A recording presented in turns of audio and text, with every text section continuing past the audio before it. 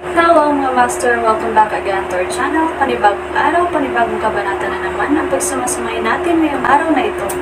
At kung bago ka sa ating channel, pag-click ang subscribe button and hit the notification bell para updated kayo sa ating mga susunod na videos. So mga master, bago natin simulan ang ating kabanata ngayong araw na ito, huwag po sana natin skip yung ads mga master, no, dahil malaking bagay na po yan sa ating munting channel. So simulan na natin kabanata ngayong araw na ito. Let's go! Kabanata 3441-3460. Kabanata 3441. Lie again. Kung sasabihin niyang babae na niya si Gloria, natatakot siya na baka maghinala si Asher Dragon at ang iba pa. Pagkatapos ng lahat, ang Ecclesiastic Order ay ang kaaway ngayon. Kung si Gloria ay napakalapit kay Floyd, maaaring maghinala silang ginagamit siya nito. Sabay-sabay na napatingin si Asher Dragon at ang iba pa, na parabang napansin nila ang kakaibang reaksyon ni Floyd. May mali, may problema ba? Naturally, malinaw na naunawaan ito ni Floyd. Kahit na alam nila ang tungkol dito, hindi niya dapat ilantad si Gloria. Kung sasabihin nila kay Master ang tungkol dito, mapapahamak tayo. Maaaring hindi masabi ng iba, ngunit tiyak na malalaman niya ito sa unang tingin. May problema ba Floyd? May tinatago ka ba? Agad na naging maingat si Black Tortoise. Hindi na tayo nag-uusap, hinaing ni Floyd. Ha? Nawalan ka ng kontak. Hindi mo ba siya hinahabol pabalik sa Heavenly Base? Oo, hindi ka man lang naglilinang. Ang naiisip mo lang ay kung paano siya habulin. Tumanggo si Phoenix at ang iba pa. Noong hinahabol ko siya, na-realize ko na sobrang laki ng gap namin. Hindi alintana kung ito ay ang kanyang katayuan ng background, siya ay malayo sa akin. Ang kanyang kapangyarihan ay higit na mataas kaysa sa akin. Ako na. Sumuko na noon. Hindi ko siya deserve. Paliwanag ni Floyd. Nagpalitan ng tingin si Asher Dragon at ang iba pa. Naintindihan naman nila ang sinasabi niya. Noong sila ay nasa Heavenly Base, naisip ng lahat na ang Ecclesiastic Order ay lubhang marangal at mapagmataas. Palagi nilang iniisip na ang iba ay nasa ilalim nila. Nagpatuloy si Floyd, pagkatapos na ihayag ni Master ang kanyang kapangyarihan at talunin ang lahat, natural na nawala ang puwang na iyon. Noon, malapit na siyang patayin ng Ecclesiastic Order. Dahil kaaway natin sila, paano ko pa siya hahabulin? Tumanggaw si Asher Dragon. Tama na. Hindi ko sinasabi na lahat ng nasa Ecclesiastic Order ay masama. Gayunpaman, sa puntong ito ng oras, maaari tayong magamit kung palagi tayong nakikipag-ugnayan sa kanila. Isipin kung paano nalantad ang kinaroroonan ni Master. Tinapik ni Kirin ang balikat ni Floyd. Good job. Kung hindi, gagamitin ka nila. Ayos lang ang relasyon, basta hindi makakaapekto sa mas malaking larawan. Matapos ang gulo sa Ecclesiastic Order, makikita mo kung gusto mong ipagpatuloy ang paghabol sa kanya. Pero sa ngayon, dapat mong itabi ito. Tumanggo si Floyd. Naiintindihan ko. Nakatingin kay Asher Dragon at sa iba pa habang sila ay umalis, siya ay pinagpawisan ng malamig. Phew, malapit na. Ang Asher Dragon at ang iba pa ay kasing ingat ni Master. Gayunpaman, nakatutok sila sa pagbawi na hindi nila masyadong pinapahalagahan ang iba pang mga bagay. Kung hindi, kung isasaalang-alang kung gaano sila kaingat, matutuklasan nila ang aking relasyon kay Gloria. Tama yan. Kahit na may hinala si Asher Dragon at ang iba pa, wala silang pakialam dito. Maliban kay Master, ako lang ang may pananagutan sa lahat. Kaya naman, maniniwala pa rin sila sa akin. Katulad sila ni Master, nagtitiwala sila sa bawat tao. Napabuntong hininga si Floyd. Pangalawang beses kong nagsisinungaling. Pero para kay Gloria, sulit naman. Paano kung nagsinungaling ako? Higit pa rito, ang ginagawa ko ay para sa higit na ikabubuti ng magkabilang panig.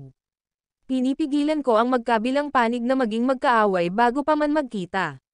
Inaliw ni Floyd ang sarili. Ito ay isang espesyal na oras ngayon. Sinuri ni Floyd ang paligid ng base upang pigilan ang sinumang panlabas na tauhan na magtago doon. Hindi nagtagal, nakarating na siya sa pinagtataniman ni Forlivia. Hindi lang si Forlivia ang nandoon din si Zoe at ang iba pa. Itinuro ni Forlivia sa lahat ang pamamaraan na kanyang nilikha. Pagkatapos ng lahat ng mga krisis na iyon, napagtanto ng lahat na dapat silang maging mas makapangyarihan. Hindi sila maaaring umasa kay Levi para sa lahat. Ang pinakamabilis na paraan upang maging makapangyarihan ay ang sanayin ang pamamaraan ni Forlivia. Si Forlivia ay sapat na bukas palad upang ituro sa lahat ang kanyang pamamaraan. Nang mapansin ito ni Floyd sa malayo, pipigilan na niya sila. Kung tutuusin, nang siyasatin ni Gloria ang pamamaraang ito para sa kanya, halos mawala siya sa sarili kapag nagsasanay. Ayaw niyang masaktan ang iba dahil dito. Gayunpaman, pinigilan niya ang sarili. Kung pipigilan niya ang mga ito, ibubunyag niya ang katotohanang inalis niya ang pamamaraan ni Forlivia. Ang video na ito ay edited by Urban Storytelling. Kabanata 3442. Nagsisinungaling ba siya sa akin sa simula? Kung hindi ko ito pagsasanay, paano ko malalaman na ang isang tao ay mawawala sa sarili kapag nagsasanay ng pamamaraang ito? Kung magpapatuloy ito, ilalantad ko si Gloria. Kung isasaalang-alang kung gaano ka-obserba si Master, siguradong maghay-hinala siya kaagad. Kaya naman, para protektahan si Gloria, walang sinabi si Floyd, kahit na may masasaktan matapos mawala ang sarili sa pamamaraan. Kung tutuusin, si Gloria ang pinakamahalaga sa kanya. Lahat ng iba ay nakarank sa likod niya. Gayunpaman, medyo nag-aalala siya. Kaya naman, hindi siya agad umalis at pinagmamasdan sila mula sa malayo. Kung may nangyari man, maaari pa rin siyang makialam. Kung ganoon, hindi niya lubusang hindi papansinin ang mga ito. Nang mapagmasdan niya ang mga ito ay natigilan siya. Tila matagal nang tinuturuan ni Forlivia si Zoe at ang iba pa. Nagagamit na nila ang pamamaraan ng may kasanayan. At least, pamilyar sila sa teknik gaya ni Gloria. Nangangahulugan ba ito na mawawala sila sa kanilang sarili? Nangyari iyon kay Gloria nang umabot siya sa yugtong ito. Malalagay sila sa panganib. Sa pagkabalisa, mataman silang tinitigan ni Floyd. Sinimulan ni Zoe at ang iba pa na linangin ang pamamaraan. Lumipas ang oras. Lumipas ang 5 minuto. Lumipas ang 10 minuto. Lumipas ang kalahating oras. Gayunpaman, walang nasaktan, lalo na't nawala ang kanilang sarili. May mali. Nabaliw si Gloria noong una niyang ginamit ang pamamaraang ito. Teka, saan ang problema? Personal na sinabi ni Gloria na masyadong overpowering ang teknik na ito. Si Forlivia lang ang makakapagtanim nito, kahit sino pa ay mababaliw. Bakit maayos pa rin si Mrs. Garrison at ang iba kahit na nililinang nila ang pamamaraan? Hindi sila kasing kapangyarihan ni Gloria. Sa katunayan, sila ay medyo mababa ang espiritual na buto. Pero bakit okay pa rin sila sa kabila ng pagsasanay ng pamamaraan ni Forlivia? Nagtuturo ba siya sa kanila ng ibang pamamaraan? Gayunpaman, nang siya ay tumingin ng malapitan, napagtanto niya na ang pamamaraan ay magkapareho. May nangyari bang mali sa anumang yugto? Si Gloria lang ba ang mawawala sa sarili kapag nagpa-practice ng teknik? Hindi ito makatuwiran. Nagpatuloy si Floyd sa pagmamasid. Kahit na ang ilang mga baguhan ay nagsasanay ng pamamaraan ni Forlivia, naging maayos ito para sa kanila. Walang masamang nangyari. Ito ay kakaiba. Bakit hindi ko subukan ito? Mula nang samuka ng dugo si Gloria matapos mawala sa sarili, sumuko si Floyd sa ideya ng pagsasanay ng pamamaraan ni Forlivia at hindi na ito sinubukan mula noon. Ngayon, nagkaroon siya ng urge na subukan ito. Hindi nagtagal, pumunta siya sa lugar kung saan siya karaniwang nagsasaka at nagsimulang mag-practice ng pamamaraan ni Forlivia. Buzz. Sa isang iglap, nilamon niya ang lahat ng espiritual na enerhiya at elemento sa paligid. Kinabahan at maingat si Floyd dahil natatakot siyang mawala siya sa sarili. Hindi nagtagal, dumating siya sa stage kung saan nawala si Gloria sa sarili. Lalo siyang naging maingat baka sakaling may mangyaring masama. Sa kanyang sorpresa, nalampasan niya ang yugtong iyon ng maayos at nagpatuloy sa mas advanced na mga antas. Hindi nagtagal, naramdaman niyang parang lahat ng bagay sa mundo ay nagmamadali patungo sa kanya, siya ang sentro ng langit at lupa. Habang patuloy niyang sinisipsip ang espiritual na enerhiya sa kapaligiran, natuklasan niya kung ano ang napakaganda sa pamamaraan ni Forlivia. Habang ang art of consumption ay umaasa sa panlabas na tulong, ang pamamaraan ng Forlivia ay umasa sa sarili nito. Actually, na-realize din ni Gloria. Ang pamamaraan ay hindi sumipsap sa halip, ito ay lumamon. Matapos magsanay ng ilang sandali si Floyd ng pamamaraan ni Forlivia, tumaas ng husto ang kanyang kapangyarihan. Siya ang pinaka-intuitive at likas na matalino sa mga alagad ni Levi, ngunit ang pamamaraan ni Forlivia ay nagpaangat pa sa kanya. Sa loob ng kalahating oras, ang kanyang mga kakayahan ay tumaas sa isang bagong taas. Napuno ng kawalang paniwala si Floyd. Hindi niya akalain na napaka-magical pala ng teknik ni Forlivia. Higit pa rito, hindi ito masyadong makapangyarihan na magiging sanhi ng pagkawala ng sarili, tulad ng sinabi ni Gloria. Diyos ko, ito, para matiyak na hindi siya mawawala sa sarili, ilang ulit itong pinagsanayan ni Floyd. Walang nangyaring kinatatakutan niya. Si Gloria ba ay nagsisinungaling sa akin sa simula pa lang? Ang video na ito ay edited by Urban Storytelling. Kabanata 3443. Kailan natutunan ni Floyd ang teknik? Isang nakakatakot na kaisipan ang pumasok sa kanyang isipan, na ikinagulat na maging si Floyd mismo. Anong ginagawa ko? How dare I suspect Gloria? Sinaway ni Floyd ang sarili. Gayunpaman, hindi niya maiwasang magtaka tungkol dito. Kahit na napakaraming tao ang nagsanay ng pamamaraan, wala sa kanila ang nawala sa kanilang sarili. Bakit si Gloria lang ang nahaharap sa kahirapan? Mas malakas pa siya sa kanila. Paano siya nawala sa sarili? Higit pa rito, hindi masyadong extreme ang kanyang cultivation techniques. Pareho sila sa akin. Pero hindi ako nawala sa sarili ko, so how could she have? Sinabi pa ni Gloria na overpowering ang teknik at mawawalan ng sarili ang sino mang magsanay nito. Pero nilinang ko ito kanina. Paano ito nananaig? Hindi naman. Kahit na ang bilis kung saan ako sumisipsip ng mga potensyal na enerhiya ay napakalakas.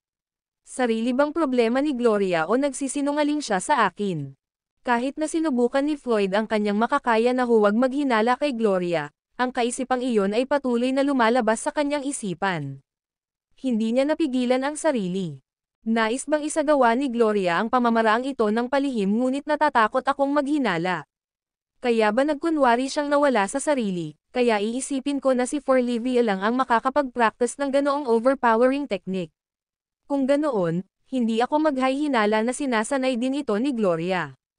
Sa katunayan, maaaring si Gloria ang naghinala sa akin na itinatago ito ni Master sa kanyang sarili at ang pamamaraan ni Forlivia ay ang art of consumption. Ang kanyang layunin ay makuha ang kanyang mga kamay sa pamamaraan ni Forlivia. Kung totoo iyon, naabot na niya ang kanyang layunin. Sa simula pa lang, ang gusto lang niya ay ang pamamaraan ni Forlivia. Ang pagkawala sa sarili ay isang gawa lamang. Kahit ako ay na-intimidate, naniwala pa ako na si Forlivia lang ang makakapag-practice nito. Kung mas gusto ni Floyd na iwaksi ang mga kaisipang ito, mas iniisip niya ito. Pakiramdam niya ay mababaliw na siya. Hindi ako dapat maghinala kay Gloria. Babae ko siya. Paano ko siya mapaghihinalaan? Ikaw ba ay isang disenteng tao, Floyd? Paulit-ulit na sinisigawan ni Floyd ang sarili. Gayunpaman, ang mga kaisipang iyon ay patuloy na bumabalot sa kanyang isipan. Malapit na siyang mawalan ng pag-asa. Habang pinag-iisipan niya, mas malamang na niloko siya ni Gloria. Kaya naman, nagsimula siyang humanap ng ebidensya para pabulaanan ang kanyang mga iniisip.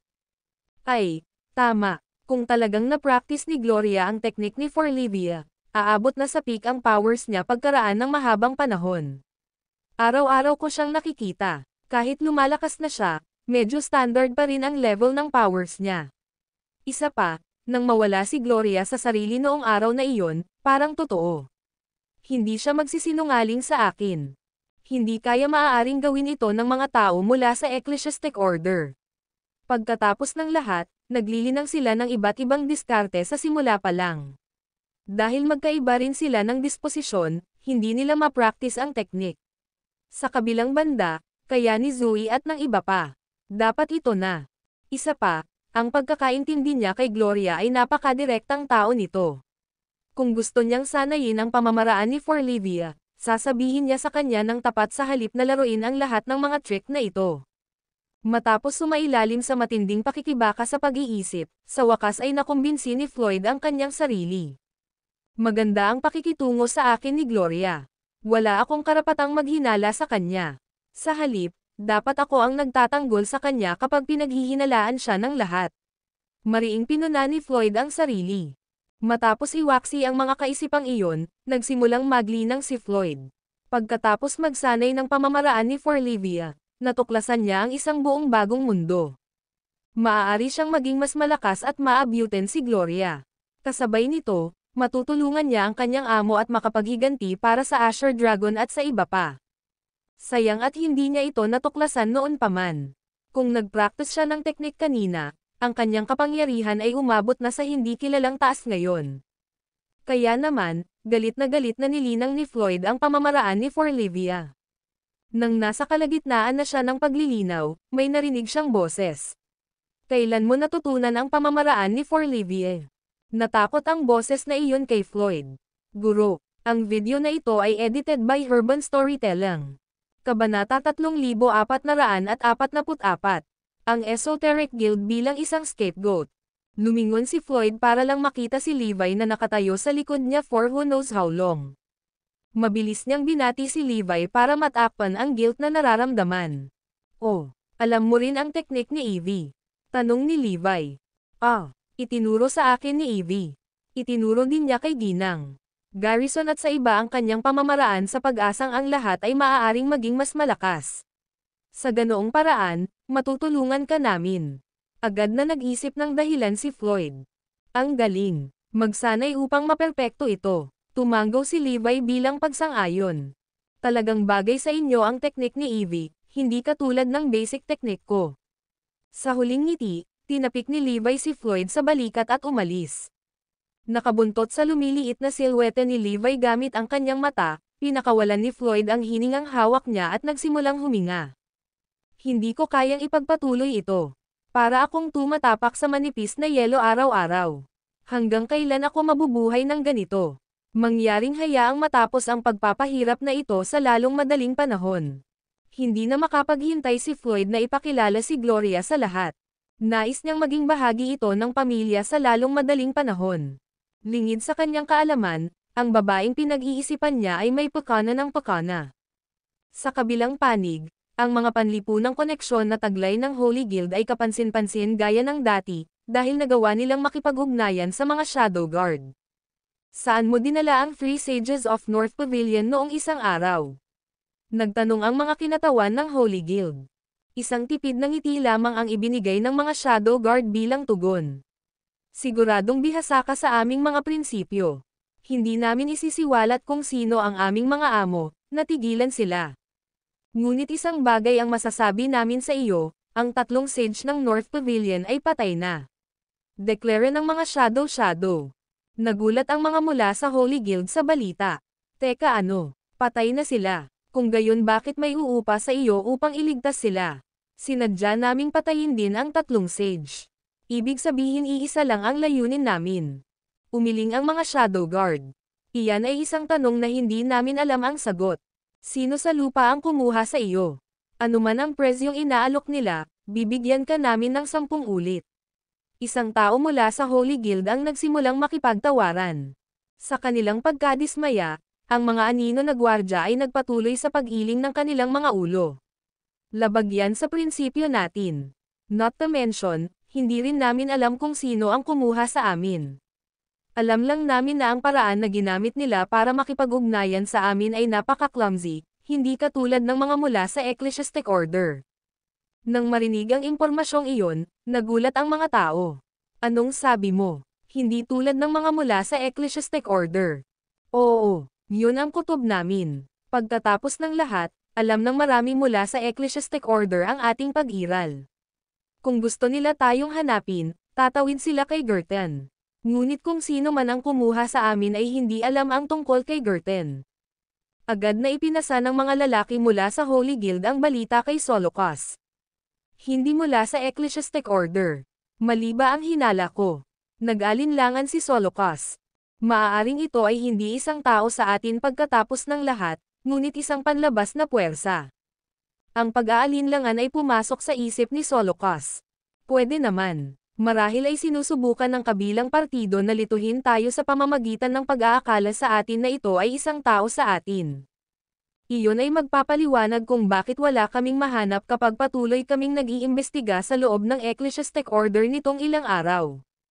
Nagsisimula pa lang akong magtaka kung nagkakamali ba kami. Imposibleng wala kaming mahanap na kahit sino.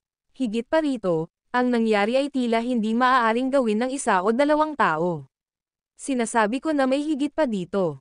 Ngayong binanggit mo ito, tila mas at mas malamang na isang panlabas na puwersa ang nasa likod ng lahat. Tiyak na umasa sila sa pagbabalik tanaw natin sa isa't isa. Parami ng parami ang nagsimulang magsuri sa sitwasyon upang sila ay makapag-ambag sa talakayan. Natarante si Solocas. Mga panlabas na puwersa. Nakilala na natin ang ating sarili sa ilang makapangyarihang paksayon bukod sa atin. Lahat ng kakilala natin ay bahagi na ng buong pagsubok na ito. Sino pa kaya ang utak sa likod ng lahat ng ito? Tanong niya. Oh, teka, may naalala lang ako na baka nakalimutan natin. May nag-pipe up. Noong nakaraan, ang guild na ito ay itinuturing na isang maalamat na pag-iral kasama namin, ang Esoteric Guild. Nang banggitin ang pangalan ng guild, nagkaroon ng kaguluhan sa gitna ng karamihan. Pagkatapos ng Spiritual Energy Revival, magkasama kaming nagpakita ng Esoteric Guild. Mula noon, wala nang balita tungkol sa Esoteric Guild. Hindi ba't kakaiba sa inyo? Paano natin nakalimutan ang pagkakaroon ng napakalakas na guild? Hindi man lang namin ito binanggit bilang isang opsyon. Ito ay nagsisilbing patunay kung gaano sila katalino sa pagtatago ng kanilang sarili. Nagsimulang suriin ng karamihan ang sitwasyon. Pagkatapos ng ilang sandali ng pagmumuni-muni, isang lamig ang gumapang sa kanilang mga gulugad habang ang isang nakakatakot na realisasyon ay tumama sa kanila. Paano magagawa ng isang napakalaking guild na hindi sila makita? Paanong posible na walang nang ahas na banggitin ang mga ito? Pastahan ako na ang Esoteric Guild ang nasa likod ng lahat ng ito. Pumayag. Kung ang gayong malakas na puwersa ay nasa likod ng lahat, kung gayon ang lahat ng iba pa ay akma sa larawan. Ang video na ito ay edited by Urban Storytelling. Kabanata 3445. Nagdadala ng sanggol para kay Floyd. Bagamat medyo nag-aalangan pa si Solocas, hindi niya maitatanggi ang katotohanan na ang Esoteric Guild ay may kapangyarihan at gawin itong gawin. Pagkatapos ng lahat, sino ang maniniwala na ang lahat ng nangyari ay kontrolado ng isang hindi kilalang tao sa loob ng Ecclesiastic Order? Sino ang maaaring magkaroon ng ganoong advanced na kakayahan? Kailangang mayroong mas malakas na puwersa sa likod ng lahat. Kung iyon ang kaso, ang lahat ay maipaliwanag.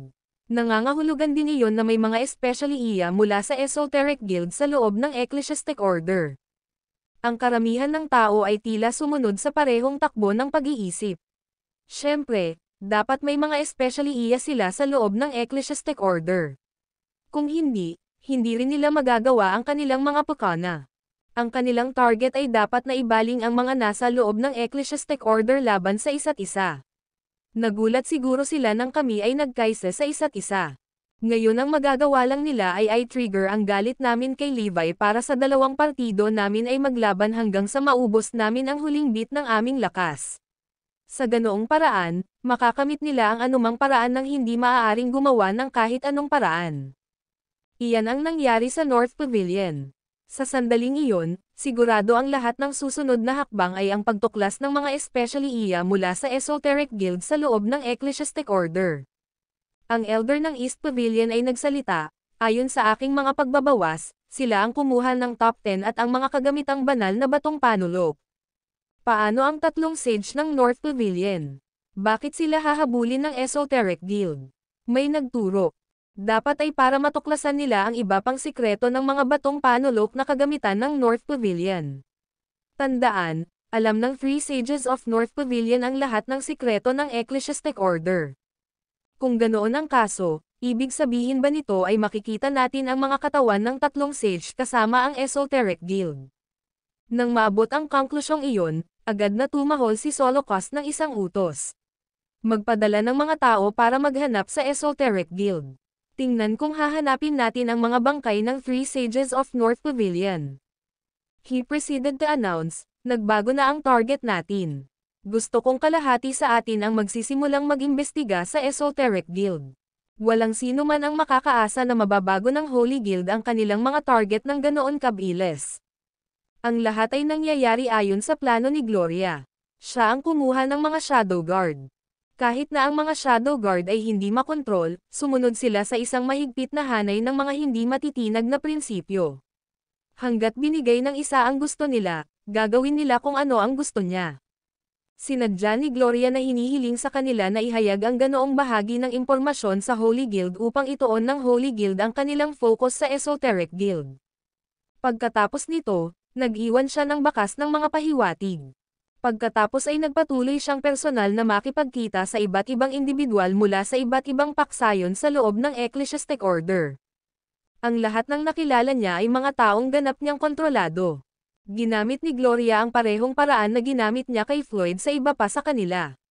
Nagawa niyang alisin ang mga ito sa kanilang mga paa, na ginawang lasing ang bawat isa sa kanila sa kanilang nararamdaman para sa kanya. Hanggat sinabi ni Gloria ang salita, lahat sila ay handang mamatay para sa kanya. This is the time I need your help. Siyempre, hindi mo ako kailangang tulungan. Hindi ako makahingi ng tulong sa iba. Halos iisa lang ang inulit ni Gloria sa kanilang lahat. Hindi rin niya sinubukang itago ang gusto niyang gawin nila. Sa halip, ipinaalam niya sa kanila na gusto niyang maging kambing niya nang hindi nagpapatalo. Gayunpaman, kinuha ng mga lalaking iyon ang katapatan ni Gloria bilang katapatan at sumang-ayon dito ng walang dalawang isip. Kung ano man ang ipagawa sa kanila ni Gloria, gagawin nila ito. Ang mga lalaking iyon ay maingat na pinili ni Gloria. Lahat sila ay naka-head over heels para sa kanya at nakapulupot sa kanyang daliri. Wala ni isa sa kanila ang mas mababa kay Floyd. Sa katunayan, walang duda na tatabi pa rin sila sa tabi ni Gloria matapos malaman kung ano ang gagawin nito. Hindi may kakaila, nakakatakot si Gloria. Kahit na hindi siya isang figure of authority, napakaraming tao ang nasa kanya. Hindi lang iyon, alam din ni Gloria na ang Intelligence Department ng North Pavilion ay nagtatrabaho para kay Levi.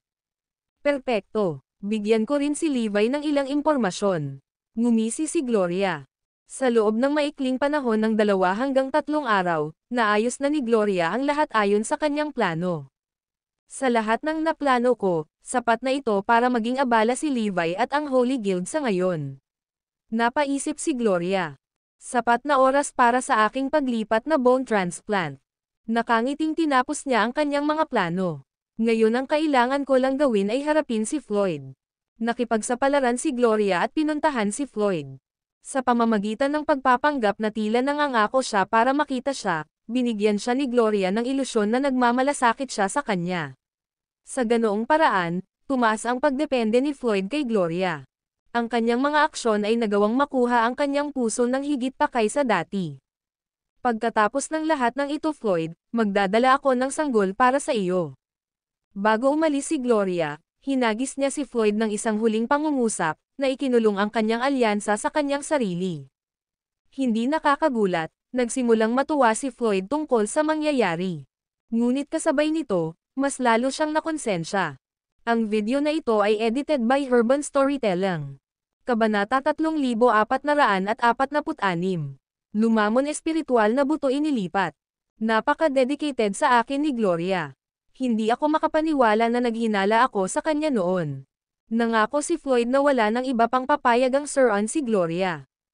Kung sino man ang naninira kay Gloria ay kailangang dumaan muna sa kanya. Kahit na ang tao ay si Levi. Opisyal na kinuha ni Gloria ang nakikitang bahagi ng kanyang puso. Ang sinumang naninirang puri sa kanya ay mamamatay. Pagkatapos ng madaling pakikitungo kay Floyd, pumunta si Gloria sa corpse pit. Oras na. Inihanda na ng Bone Grandmaster ang lahat. Ang dapat lang gawin ay sumailalim si Gloria sa spiritual bone transplant.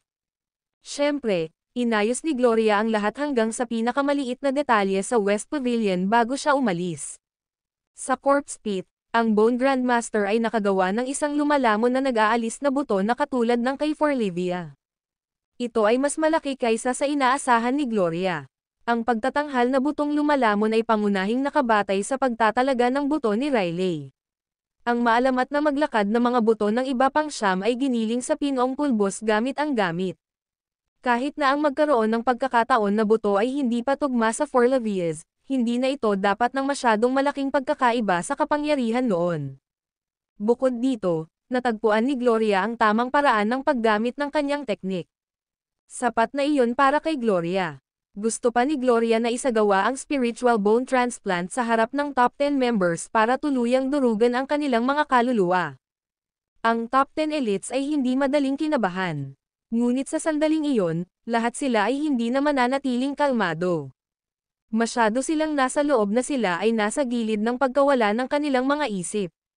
Ang kanilang kumpiyansa ay muling dumanas ng matinding pagkawala. Ito ay, si Sonia at ang tatlong iba pa ay nabigla. Inaasahan nilang mahahanap sila ni Levi bago ang spiritual bone transplant ni Gloria. Sa huli pa rin siya. Mula sa mayabang na pagtitiwala sa mukha ni Gloria, sigurado si Sonia na ang una ay nagplano ng lahat ayon sa kanyang kagustuhan. Matagal bago sila mahanap ni Levi at ng kanyang mga tropa doon. Nalanghap ng lahat ang malamig na hangin. Kapag natapos na ang spiritual bone transplant ni Gloria, may makakapigil ba sa kanya? Matapos niyang lumunin ang lahat ng kapangyarihang iyon, si Levi pa kaya ang makakapareha niya? Wala nang makakatiyak pa. Sa alinmang paraan, walang duda na si Gloria ay magiging ganap na bagong tao kapag natapos na ang transplant. Ang kanyang kapangyarihan ay magiging mas malakas kaysa dati. Kapag natapos na ang paghahanda para sa transplant, 5 Bone Master ang naghanda para isagawa ang pamamaraan. Muli, mahirap na hindi mamangha sa katalinuhan at kakayahan ni Gloria. Sinanay pa niya ang sarili niyang mga Bone Master. Hindi nagtagal, nagsimula ang pamamaraan. Lalong nagwawala ang top 10 sa pagdaan ng bawat segundo. Hindi nila matanggap ang katotohanan na ang kanilang pag-iwas sa buto ay ililipat sa ibang tao. Ang nagpulala pa rito ay ang lahat ng mga 10 ng mga pagpipilian na mga buto ay may lilipat sa isang tao, Gloria. Mad-asal na lang ni Sonia na mabaygo ang plano ni Gloria. Samantala, dinala ng Intelligence Department ng North Pavilion ang balita kay Levi. Ano iyon? Iniimbestigahan ng Holy Guild ang Esoteric Guild.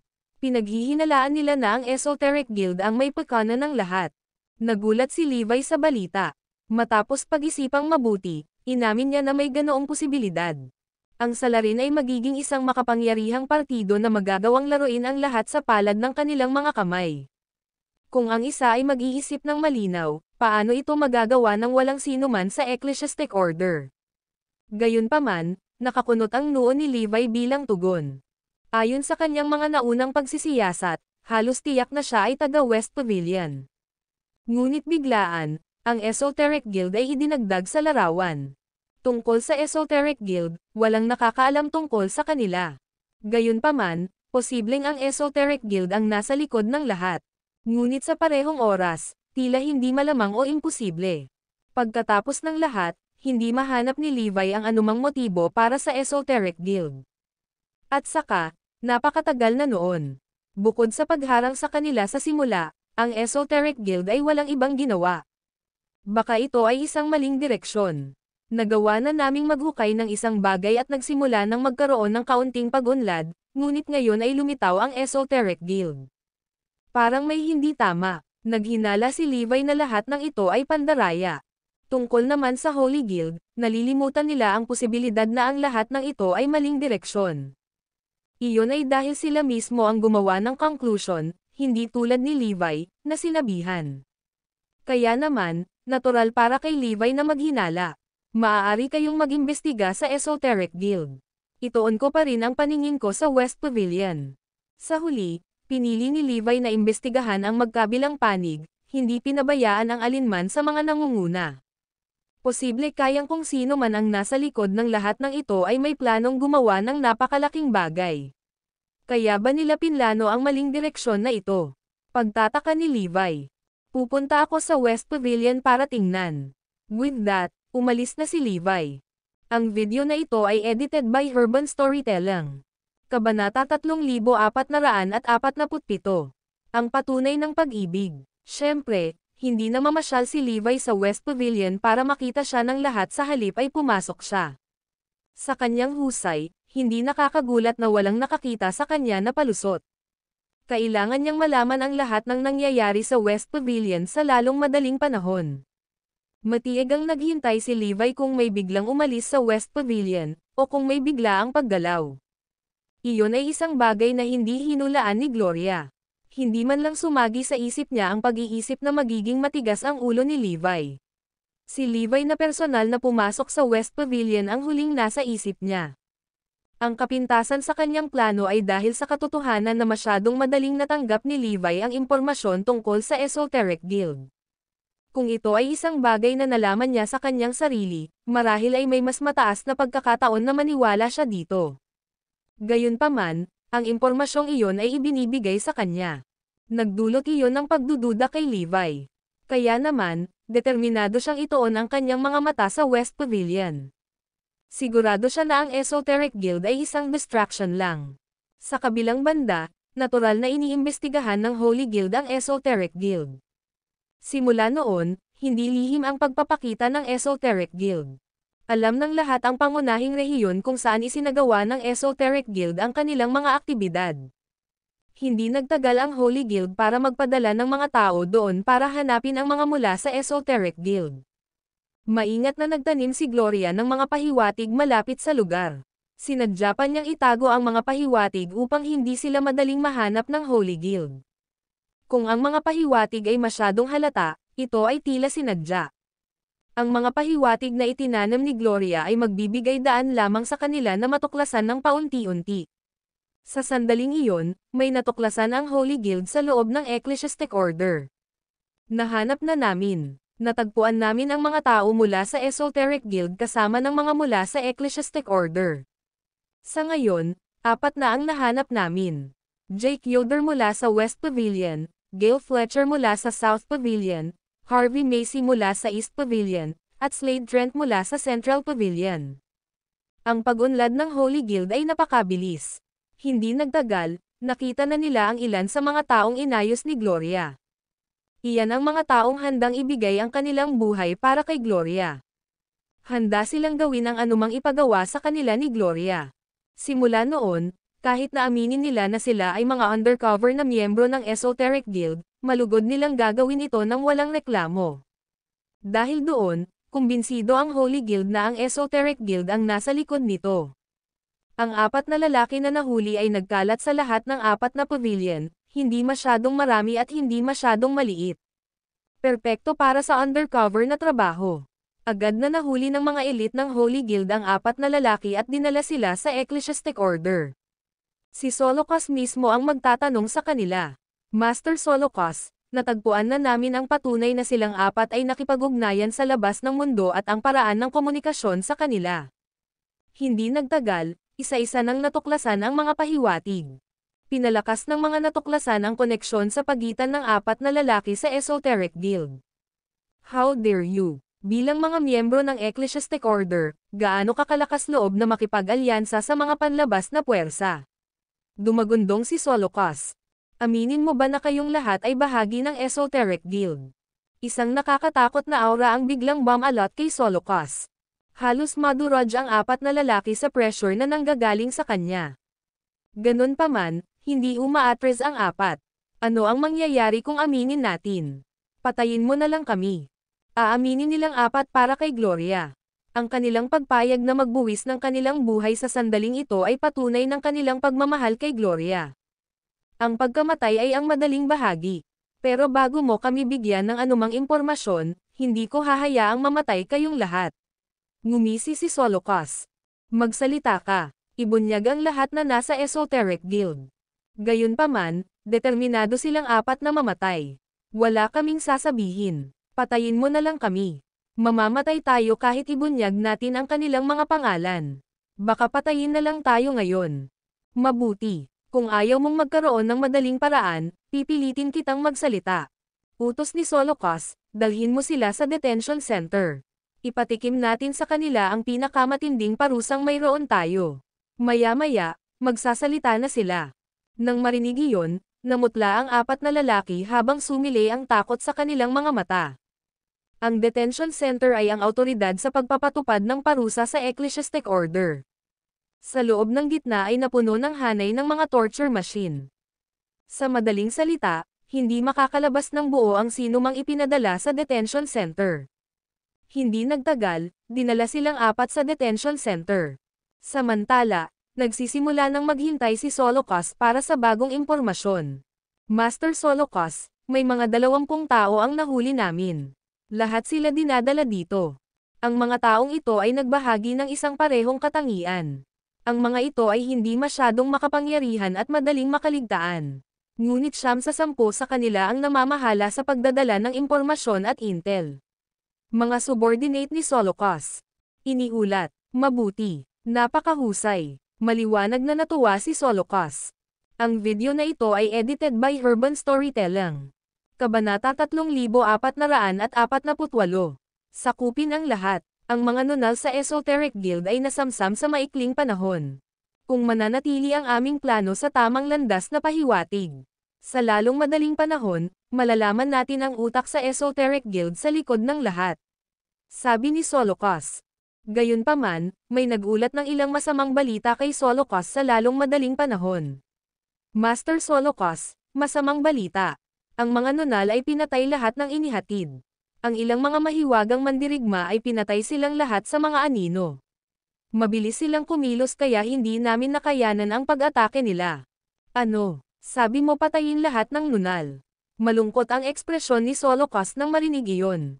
Nang may mangyari sa kanya, sumigaw si Solocos, bilasan mo.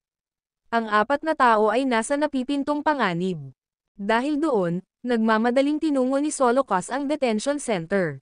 Pagdating ni Solocos sa pasukan ng detention center, 4 na bangkay lang ang nakita niya. Si Jake at ang iba pang 3 tao ay pinatay na. Sino ang gumawa nito? Malamig na tanong ni Solocos. Master Solocos, pinatay nila silang 4 sa bilis ng kidlat. Sa tingin ko maaari silang maging mga assassin mula sa Hell's Gate. Oo, sa tingin ko sila ay mula sa assassin organization na kabilang sa Ecclesiastic Order. Sa oras na iyon, maraming tao ang dumating sa detention center. Ganon din pala ang nangyari, pinatay ng ilang assassin ang lahat ng bilanggo nang ihatid sila. Pinaghihinalaan namin na ang mga mandirigma ay nagmula sa mga assassin organization tulad ng Hell's Gate, Zar, at Bloodleaf. At saka, nawala sila sa sandaling matagumpay nilang napatay ang mga bilanggo. Mukhang may plano ng lahat ng ito. Samantala, ang isa sa kanila ay nag-aalinlangan na nagtanong, Master Solocos, hindi kaya ang mastermind ay mula sa Esoteric Guild? Pagkatapos ng lahat, ang mga assassin ay mula sa Ecclesiastic Order. Tama siya. Wala itong kinalaman sa Esoteric Guild, di ba? Nang magsimulang mag-alinlangan ang lahat, pinandilatan sila ni Solocos at nakipagtalo. Kung kayo ay mula sa Esoteric Guild, papatayin ba ninyo ang isang tao ng lantaran? Sa halip, ang pagkuha ng mga assassin mula sa Ecclesiastic Order ay ang pinakamahusay na pagpipilian. Matapos itong ituro ni Solocos, tumanggo ang lahat bilang realisasyon. Sa una, marami sa kanila ang may pagdududa tungkol sa papel ng Esoteric Guild. Matapos ang 2 kaganapang nangyari, naniwala sila na malamang na ang Esoteric Guild ang utak. Sampin ang Esoteric Guild. How dare they put a finger on us? Dapat may death wish sila. Galit na galit si Solocos. Master Solocos, ano ang dapat nating gawin ngayon? Dapat ba tayong magdeklare ng digmaan laban sa Esoteric Guild ngayon? Na-curious ang crowd. Paano ito matitiis ng Ecclesiastic Order? Laking gulat ng lahat, tinanggihan ito ni Solocos. Hindi pwede. Kailangan nating pag-usapan pa at ipagpatuloy ang pagsisiyasat sa bagay na ito. Pagkatapos ng lahat, hindi kami lubos na sigurado tungkol dito sa ngayon. Paano kung mali tayo? At saka, paano kung si Levi at ang iba pang puwersa ay kunin ang pagkakataon na umahan laban sa atin kapag nagdeklara tayo ng digmaan laban sa Esoteric Guild? Sa pagkakaalam ko, ang Esoteric Guild ay maaaring maging pare-pareho sa amin sa mga tuntunin ng lakas. Magdaranas ng matinding pagkatalo ang magkabilang panig kung lalabanan natin sila ngayon. Huminto sandali si Solocos at sinabing, ang layunin namin ngayon ay kumpirmahin kung ang Esoteric Guild ang mastermind. Kaya, kailangan natin ng kumpletong ebidensya para patunayan ito. Dahil palaging maingat si Solocos, tumanggi siyang gumawa ng anumang padalos-dalos na conclusion sa kabila ng maraming piraso ng ebidensya, dahil gusto niyang maging ganap na sigurado tungkol dito. Tingnan natin kung may makikita tayong malapit sa Esoteric Guild. Mula noon, pinalawak ni Solocos ang paghahanap para sa higit pang ebidensya. Gaya ng inaasahan ni Solocos, mas maraming pahiwatig ang lumabas pagkatapos ng 2 araw. Ang mga bangkay ng Three Sages of North Pavilion ay natagpuan sa Esoteric Guild. Ang buong Ecclesiastic Order ay nasa kaguluhan nang napagtanto nila na ang 3 sage ay dinakip at pinatay ng Esoteric Guild. Gaya ng inaasahan, ang lahat sa Ecclesiastic Order ay galit na galit nang ibalik ang mga katawan ng 3 sage. Higit pa rito, may mga maliwanag na palatandaan na ang 3 sage ay pinahirapan bago pinatay. Natuyo na ang mga katawan nang matagpuan nila ang 3 sage. Sa bagong ebidensya, naniniwala ang lahat na ang Esoteric Guild ang may pananagutan sa lahat. Higit pa rito, naabsorb pa nila ang kapangyarihan ng Three Sages of North Pavilion. Paano ito? Bulong ni Solocos na may malungkot na ekspresyon. Milya ang layo, nakatanggap din si Levi ng balita na ang mga katawan ng Three Sages of North Pavilion ay natuklasan malapit sa Esoteric Guild. Oh, parang hindi tama. Kung ako ang utak, sinunog ko na sana ang mga katawan ng 3 sage. Hindi maiwasan ni Levi na magduda sa pangyayari. Ang video na ito ay edited by Urban Storytelling. Kabanata 3449. Ang mga araw ay binibilang. Bakit aabandonahin ng utak ang mga katawan? Walang kwenta. Well, may isa pang posibleng paliwanag. The Esoteric Guild is overly confident that no one can trace it. Gayunpaman, naisip ni Levi na ang paliwanag ay hindi malamang. Sa paghusga mula sa estilo ng utak, siya ay maingat at maingat sa bawat maliliit na detalye. Kaya naman, hindi makapaniwala si Levi na basta-basta na lang iiwan ng mastermind ang mga bangkay. Matapos isaalang-alang ang bawat aspeto, nagsimulang isipin ni Levi na maaaring ito ang plano ng mga mastermind na i-frame ang ibang tao para sa kanilang krimen.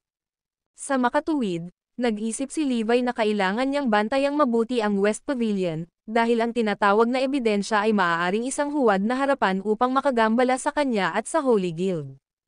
Kung tama ang hinuhan ni Levi, ang utak ay maaaring gumawa ng isang kakilakilabot na plano ngayon. Ito lang ang paliwanag. Sa oras na iyon, pakiramdam ni Levi ay malapit na siya sa katotohanan ngunit hindi siya lubos na makasigurado. Lahat ng bagay na isinasaalang-alang, ang pinakamahusay na paraan ng pagkilos ni Levi ay ang manatiling mahigpit na pagbabantay sa West Pavilion. Hindi tulad ni Levi, ang Holy Guild ay walang parehong pagdududa dahil natuklasan nito ang ebidensya. Dahil sa pagkakatuklas ng tila matibay na ebidensya at mga nunal, hindi nag-isip ng iba ang Holy Guild. Susunod, dapat tayong tumuon sa paghahanap ng nangungunang 10 at ang 4 na pundasyong banal na kasangkapan. Kung ang Esoteric Guild ang utak, naniniwala ako na makukuha natin ang sagot sa lalong madaling panahon. Anyway, tandaan na dapat itong gawin ng palihim. Hindi natin sila dapat alertuhan na iniimbestigahan natin sila. Idinagdag ni Solocos, sa lahat ng oras, sinisiyasat namin ito sa pamamagitan ng paghahanap sa mga lugar sa labas ng Esoteric Guild. Ngayon, kailangan nating makalusot sa Esoteric Guild. Upang matiyak na magiging maayos ang lahat, pinili ni Solocos ang pinakamahusay na mga lalaki upang pumunta sa misyon. Matapos gawin ang pag-aayos, sinimulan ni Solocos na magplano ng hakbang pasulong. Kung lumalabas na ang Esoteric Guild ang may kasalanan, maaari tayong makipagtulungan kay Levi para sirain muna ang Esoteric Guild. Oh, sabi mo makipagtambal ka kay Levi. Papayag ba siya? Lahat ng naruroon ay namangha sa mungkahi ni Solocos. Napangiti si Solocos at nagpaliwanag, mas naiintindihan ko si Levi kaysa sa inyong lahat. Kahit hindi pa kami nagkikita ng personal, alam kong zero tolerance si Levi sa mga Shemers. Sa makatuwid, kung ang Esoteric Guild ang may kasalanan, hinding-hindi niya ito bibitawan. With that, tumanggo ang lahat bilang pagsang-ayon. Tama si Master Solocos. Total, ninakaw din ang espada ni Levi. Kapag lumabas na ang katotohanan, hindi niya hahayaang makawala ang salarin. Kung ganoon, natural na kakampi tayo at madaling magsama-sama. Bukod dito, maaari tayong makikinabang kung ang Levi at ang Esoteric Guild ay magdaranas ng matinding pagkalugi. Sa tingin ko tama ka. Inakala ng lahat na naruroon na magagawa ang plano ni Solocos. Dapat sabihin na napakatalino ng hakbang ni Gloria, dahil matagumpay niyang nalihis ang atensyon ng magkabilang panig. Ngayon, ang kailangan lang niyang gawin ay maghintay para sa paglipat ng espiritual na buto. Ang lahat ay umuusad ng maayos. Habang ang espiritual na buto ni Gloria ay tinanggal, ang bagong lumalamon na espiritual na buto ay malapit nang ilipat sa kanyang katawan. Samantala, nasaksihan ni Sonia at ng iba ang lahat mula sa simula hanggang sa kritikal na yugto. Sa kaibuturan, umaasa sila na maaaring dumating si Levi o mabaigo ang espiritual na paglipat ng buto ni Gloria. Gayunpaman, hindi natupad ang kanilang hiling, dahil ang Diyos at ang swerte ay tila nasa panig ni Gloria. Ni hindi dumating si Levi, ni anumang aksidente ang nangyari sa buong proseso ng paglipat. Sa kabaligtaran, ang lahat ay umunlad tulad ng nais ni Gloria. Bagamat hindi kasali ang Bone Grandmaster sa transplantation, pinanood niya ang buong proseso na parang nag-enjoy siyang tingnan ang kanyang piece of art. Bilang na ang mga araw ng Ecclesiastic Order, dahil malapit nang ipanganak ang bagong Demon King. Hahaha. Humagalpak ng tawa ang Bone Grandmaster habang pinapanood ang transplantation. Bagamat nauna nang ipinaalam ni Gloria kay Floyd, nais pa rin niyang makipag-ugnayan sa kanya sa lahat ng oras.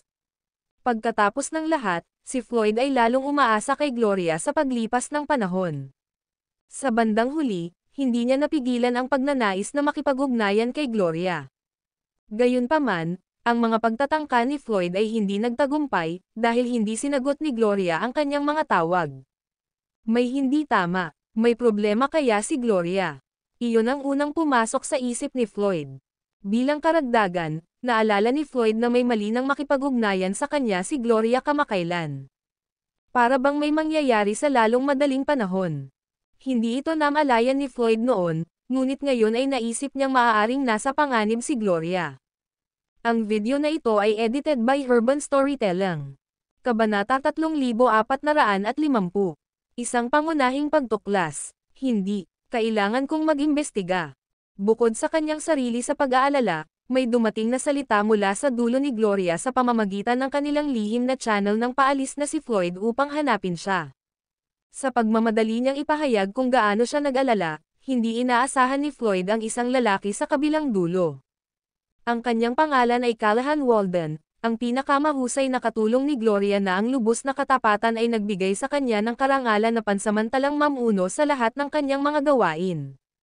Natawa na lang si Callahan sa pag-aalala ni Floyd. Tumingin ka, aso. Iniisip mo ba ang iyong sarili na karapat-dapat kay Gloria? Tumigil ka sa pangangarap, kahit ako ay hindi maglakas loob na isipin siya ng ganoon. Siya ay magiging isang powerhouse sa lalong madaling panahon, na inilalagay ang kanyang sarili ng higit pa sa ating maabot. Alinsunod sa kanyang mga utos, isinagawa ni Callahan ang kanyang pakikipag-usap kay Floyd sa paraang ginamit mismo ni Gloria. Siya ang nagayos ng maaga para kay Callahan na makipag-usap sa mga lalaking kinokontrol niya para sa kanya upang maiwasan ang anumang mga aksidente na maaaring mapahamak ang kanyang mga plano. Hindi lang si Floyd, mahigit 12 oras, nakipag-ugnayan si Callahan sa mahigit 100 tao. Lahat sila ay ginayuma ni Gloria. Ito ay isang gawain ng malaking kahalagahan sa kanyang mga operasyon, upang sabihin ang hindi bababasa. Dahil si Floyd ay isang pangunahing target, napilitan si Callahan na maglaan ng mas maraming oras sa kanya kaysa sa mga pangalan sa listahan. Kasabay nito, inatasan din siyang mangolekta ng impormasyon tungkol sa mga galaw ni Levi. Matapos maaliw mula sa muling pagtiyak ni Gloria, nadama ni Floyd ang kapangyarihan na ipagpatuloy ang kanyang paglilinang. Ang pagiging miyembro ng West Pavilion at anak ni Kevin Walden, ang Panginoon ng West Pavilion, ay nagbigay kay Callahan ng karangyaan na ipagpatuloy ang kanyang gawain ng pagtawag sa iba pang mga pangalan sa listahan sa privacy ng kanyang ligtas na tirahan.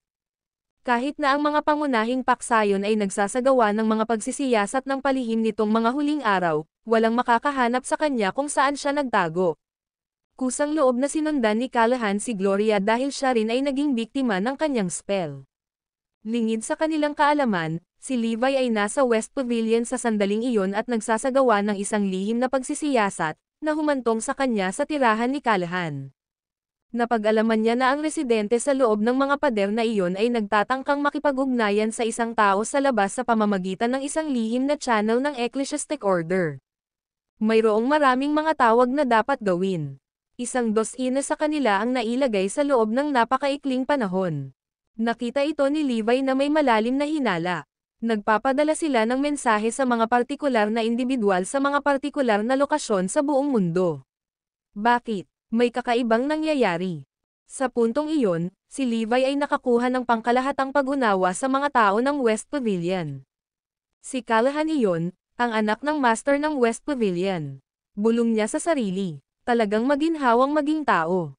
Kahit na hindi siya miyembro ng council ng West Pavilion, patuloy ni Levi, na nag-iisip ng malakas, ang aktwal na council ay isang tawag lang sa telepono. Mas malamang na malalaman niya ang ilang malalaking sikreto. Gayunpaman, alam ni Levi na mayroon siyang mas malaking isda na mahuhuli kaysa kay Callahan. Masyado siyang pabaya para maging utak ng lahat ng ito sa pamamagitan ng paglalantad ng kanyang sarili ng ganoon. Dapat may kumokontrol sa lahat. Hindi maisip ni Levi ang maraming kandidato na mas mataas ang ranggo at katayuan kaysa kay Callahan. Ito ay nanatiling isang punto ng salungatan sa unang hula ni Levi. Wala nang mas mataas ang ranggo kaysa sa kanya. Ang Lord of the West Pavilion ay dapat ang limitasyon. I have my eye on you, bulong ni Levi, isang ngiting kumukunot sa kanyang mga labi. Aalamin ko kung ano ang ginagawa mo. Bilang susunod na hakbang sa pagtupad sa kutob na iyon, itatanong niya si Callahan at ang mga taong nakikipag-ugnayan sa kanya. Walang sino man, kahit na si Gloria, ang umasa na ganoon kadaling nalantad ng kanyang kanang kamay. Habang tumatagal ang linggo, parami ng parami ang mga pahiwatig na natuklasan ng Holy Guild. Ang lahat ay tumuturo sa Esoteric Guild. Nagsagawa rin si Levi ng komprehensibong pagsisiyasat kay Callahan sa panahong iyon. Gayunpaman, nanatiling maingat ang huli na huwag mag-iwan ng anumang ebidensya. Si Levi ay nagsimulang makadama ng impormasyon tungkol sa kanyang quarry na nagiging mas kaunti. Kailangan ko ng mas maraming oras para mang-alap ng impormasyong kailangan ko. Sa eksaktong sandali sa hukay ng bangkay, sa wakas ay nailipat sa katawan ni Gloria ang lumalamon na buto ng espiritu sa pamamagitan ng pagsisikap ng 5 Bone Master. Sa ngayon, ang lahat ay mayroon pa ring pagkakahawig ng normal. Isang huling hakbang na lang. Malalaman natin na ito ay naging isang tagumpay kapag ang espiritual na buto ay nagsimulang isama ang sarili nito sa iyong katawan. Ang video na ito ay edited by Urban Storytelling po. Kabanata 3451. Matagumpay na transplant. Iyon ang sandali na inaabangan nilang lahat. Ang Bone Grandmaster ay hindi nang ahas na kumurap baka may namiss siya. Si Sonia at ang iba pa ay nakamasid din, bagaman sila ay umaasa, kahit na umaasa na si Gloria ay mahuhulog sa kritikal na sandaling iyon. Sa kanilang pagkadismaya, si Gloria ay nakatakdang magtagumpay.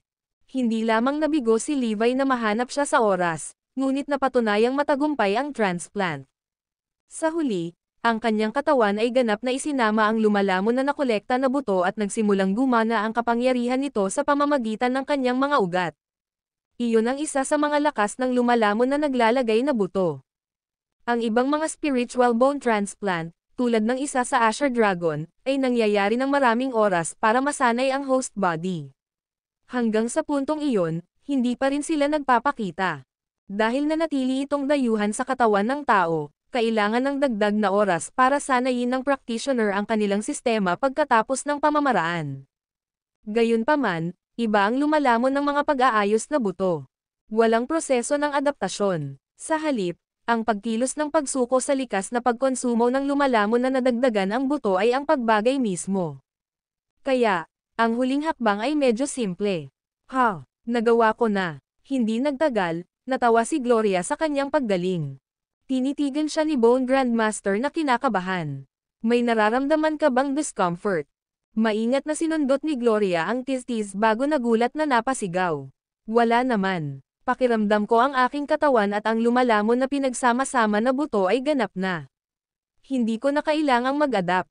Ano? Natigilan si Bone Grandmaster at ang iba pa. Paano posible ang gayong maikling pagbawi para sa gayong nakapipinsalang pamamaraan? Kahit na ang lumalamon na nangungulit na buto ay hindi naganap ng isang panahon upang umangkop sa host nito, ang perpektong pagsasama sa unang pagsubok ay kulang sa isang himala. Tama, tuwang-tuwang pagtatapos ng Bone Grandmaster. Ang iyong pamamaraan sa paglilinang ay maaaring maging dahilan kung bakit ang lumalaon sa pag-alis na buto at ikaw ay nagsanib ng walang kahirap-hirap.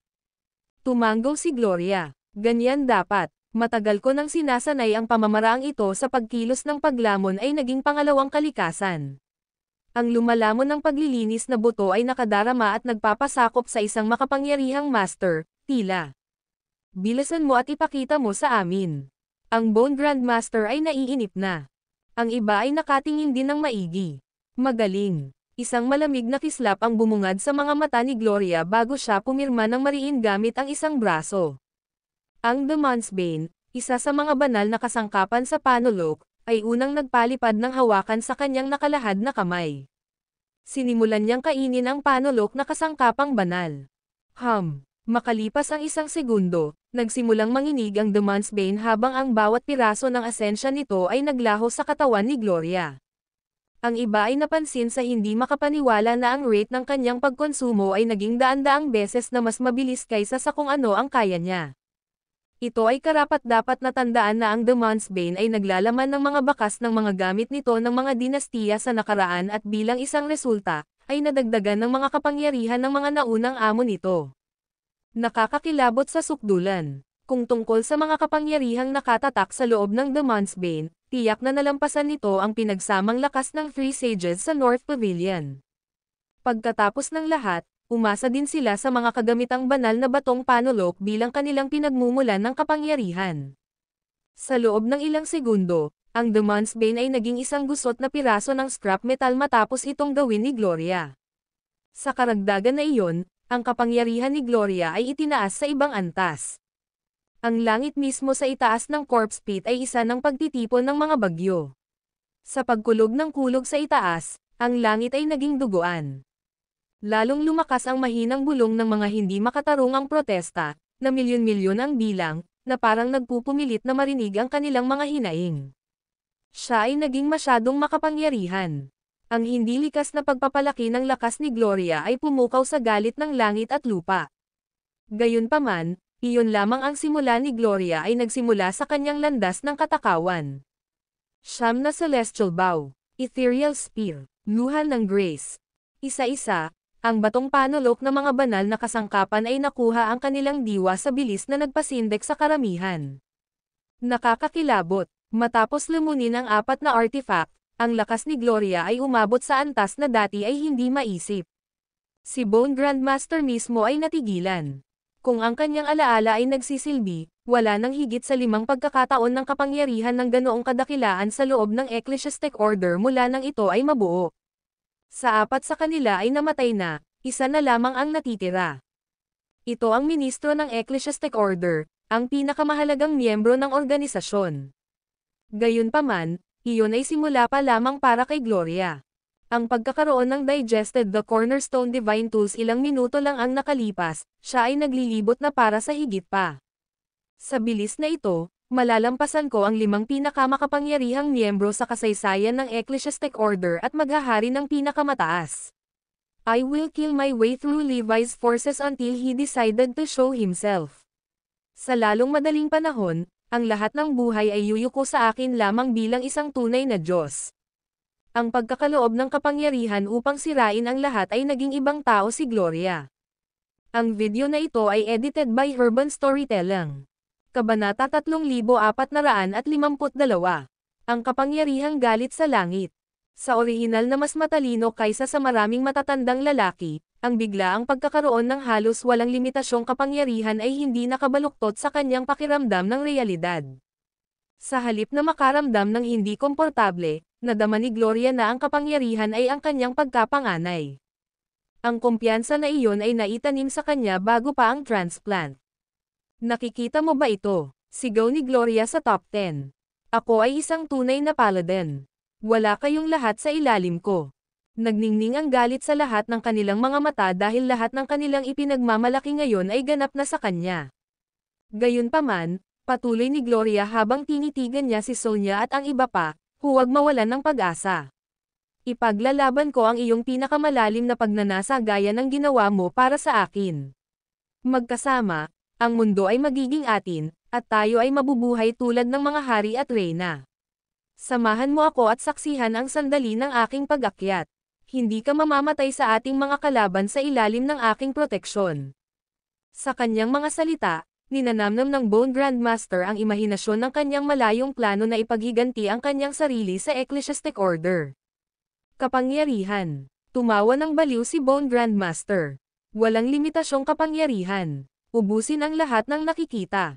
Hindi tumigil si Gloria. Sinadya niyang lumunin ang lahat sa loob ng hukay ng bangkay. Iyon ay dapat na magdadala sa akin ng higit pa kaysa sa sino mang mortal na nauna. Boom! Sa sandaling sinimula ni Gloria na i-channel ang kanyang diskarte, ang madilim na enerhiya na natipon sa corpse pit sa loob ng millennia ay tumaas bilang isang madilim na bungkos at pumasok sa kanya sa isang nakababahala na bilis. Kapangyarihan. More power. Ang masamang aura na nakapalibot kay Gloria ay patuloy na tumaas na parang isang demonyo ang ipinanganak. Napabuka ang bibig ng lahat sa sobrang takot. Paanong ang ganitong uri ng kapangyarihan ay tumagos sa isang mahinang katawan? Hindi nagtagal, ang maitim na enerhiya ng hukay ng bangkay ay tumaas na parang tidal wave habang walang tigil ang pagdaloy nito sa katawan ni Gloria. Nakakatakot, basag, sa pagkislap ng kidlat sa paligid niya, maging ang nakapaligid na magnetic field ay nagambala ng hindi nakikitang mga alon na lumalabas mula kay Gloria. Kahit na ang mga batas ng kalikasan ay binago. Sa loob ng ilang maikling minuto pagkatapos noon, ang madilim na enerhiya sa corpse pit ay ganap na naubos. Sa una sa tuktok ng Deadly Seven, ang corpse pit ay naibalik sa malinis na estado nito sa oras na matapos si Gloria. Maging ang mga labi ng kalansay na nagkalat sa lugar at ang naipon na sama ng loob ng mga sinumpaang kaluluwa ay naglaho na parang wala na sila roon. Basag. Si Gloria ay kumikinang pa rin sa paminsan-minsang pagsabog ng liwanag. Ang kanyang mga mata ay kasing lalim at maliwanag na parang mga bituin, ang kabuuan ng universo ay sumasalamin sa loob ng mga ito. Nagalit ang langit at lupa sa tahasang pagwawalang bahala sa natural na batas. Ang nagtitipon-tipon na maitim na ulap, humahampas ng kidlat at kulog habang nauuna ang bagyo, ay tila nagpapahiwatig ng katapusan ng mundo. Ang mga kidlat ay sumalubong kay Gloria at sumabog na parang dumadagandong na latigo sa tabi ng kanyang mga paa tulad ng pagbuhos ng matuwid na galit mula sa langit, kahit na hindi siya kumikislap. Ang kanyang kapangyarihan ay nagdulot ng galit ng langit at lupa sa pamamagitan ng pag-abot sa punto kung saan binaluktot nito ang pagpapatuloy ng kalawakan at oras mismo. Diyos ko! Napasigaw si Bone Grandmaster sa tuwa. Inakala niya na si Gloria ay may sapat na kapangyarihan upang maputol ang tanikala ng paglilinang. Ang huling taong nakagawa niyan ay ang ministro ng Ecclesiastic Order. Tulad ng huling pagkakataon, nasaksihan ito ng Bone Grandmaster sa sarili niyang mga mata. Sino pa ang karapat-dapat na tumayo bilang iyong kalaban sa bilis na iyong pupuntahan? Sigaw niya. Tagumpay na tumawa si Gloria bilang tugon. Ninanamnam ang enerhiyang dumadaloy sa kanyang maliit na katawan, para siyang black hole na kayang lunukan ng buo ang mga planeta. Unti-unting huminahon ang marahas na unos sa paligid niya habang lumiliwanag ang madilim na ulap. Pati ang nakakakilabot na liwanag na bomb alot kay Gloria ay tila naglaho. Natigilan si Bone Grandmaster. Ano ang nangyayari? Malinaw na naabot ni Gloria ang isang hindi pa nagagawang antas ng karunungan, ngunit siya ay mukhang ganap na ordinaryo. This is a useful side effect of my technique, paliwanag ni Gloria nang makita ang nalilitong pagsimangot nito. Sa pamamagitan ng paggamit ng mga elemento ng langit at lupa, nababalanse ko ang kapangyarihan sa akin sa bigat ng langit at lupa mismo na nagbibigay daan sa akin na magkaila sa aking sarili kapag kailangan ko. Ang video na ito ay edited by Urban Storytelling. Kabanata 3453. Mga sospek ni Levi K. Floyd. Banal na shitty. Kung magpapatuloy ito, sino pa sa mundo ang magiging sapat na makapangyarihan para pigilan si Gloria? Ipinikit ng nangungunang sampung ang kanilang mga mata sa lubos na pagkalungkot sa puntong iyon, habang si Sonia at ang kanyang dalawang kasama ay parehong nadismaya. Hindi mahalaga kung mahanap ni Levi at ng Holy Guild si Gloria ngayon. Kahit na siya ay hindi sapat na malakas, maaari lamang siyang makatakas upang bilhin ang sarili ng oras upang makaipon ng kapangyarihan. Nakakatakot na parang walang katapusan ang nakikita niyang limitasyon. Malamang na maaari niyang ganap na muling buuin ang sarili sa loob ng isang gabi. Tapos na ang lahat, walang makakapidyo sa kanya ngayon. Ang araw na lumabas si Gloria mula sa bundok ay ang araw na bumagsak ang kaguluhan sa mundo. Alam mo ba kung ano ang gusto kong gawin ngayon? Umiiyak si Gloria, kumikinang ang mukha sa pananabik. Gusto kong labanan si Levi para masuri kung gaano ako kalayo sa kanya.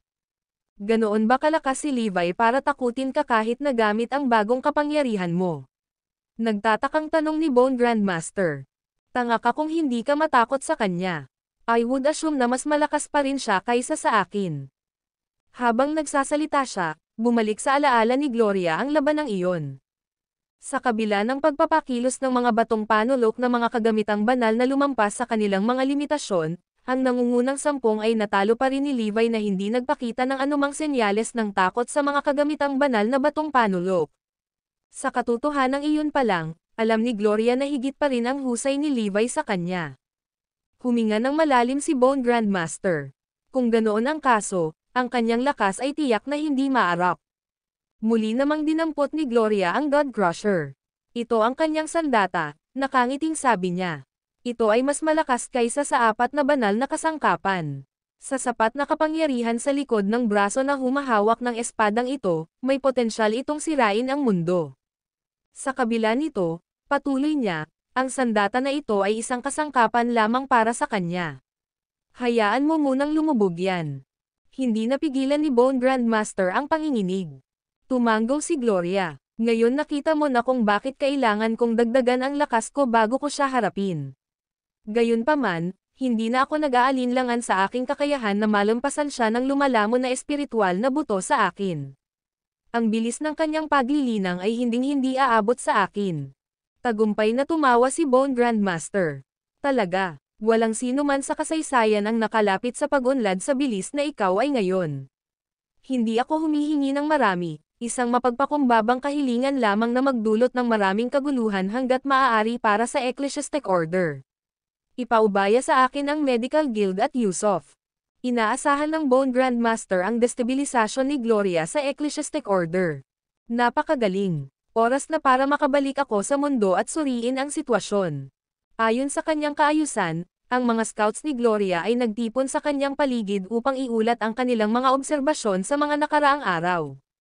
Natawa si Gloria nang malaman na pinaghihinalaan ng Holy Guild ang Esoteric Guild.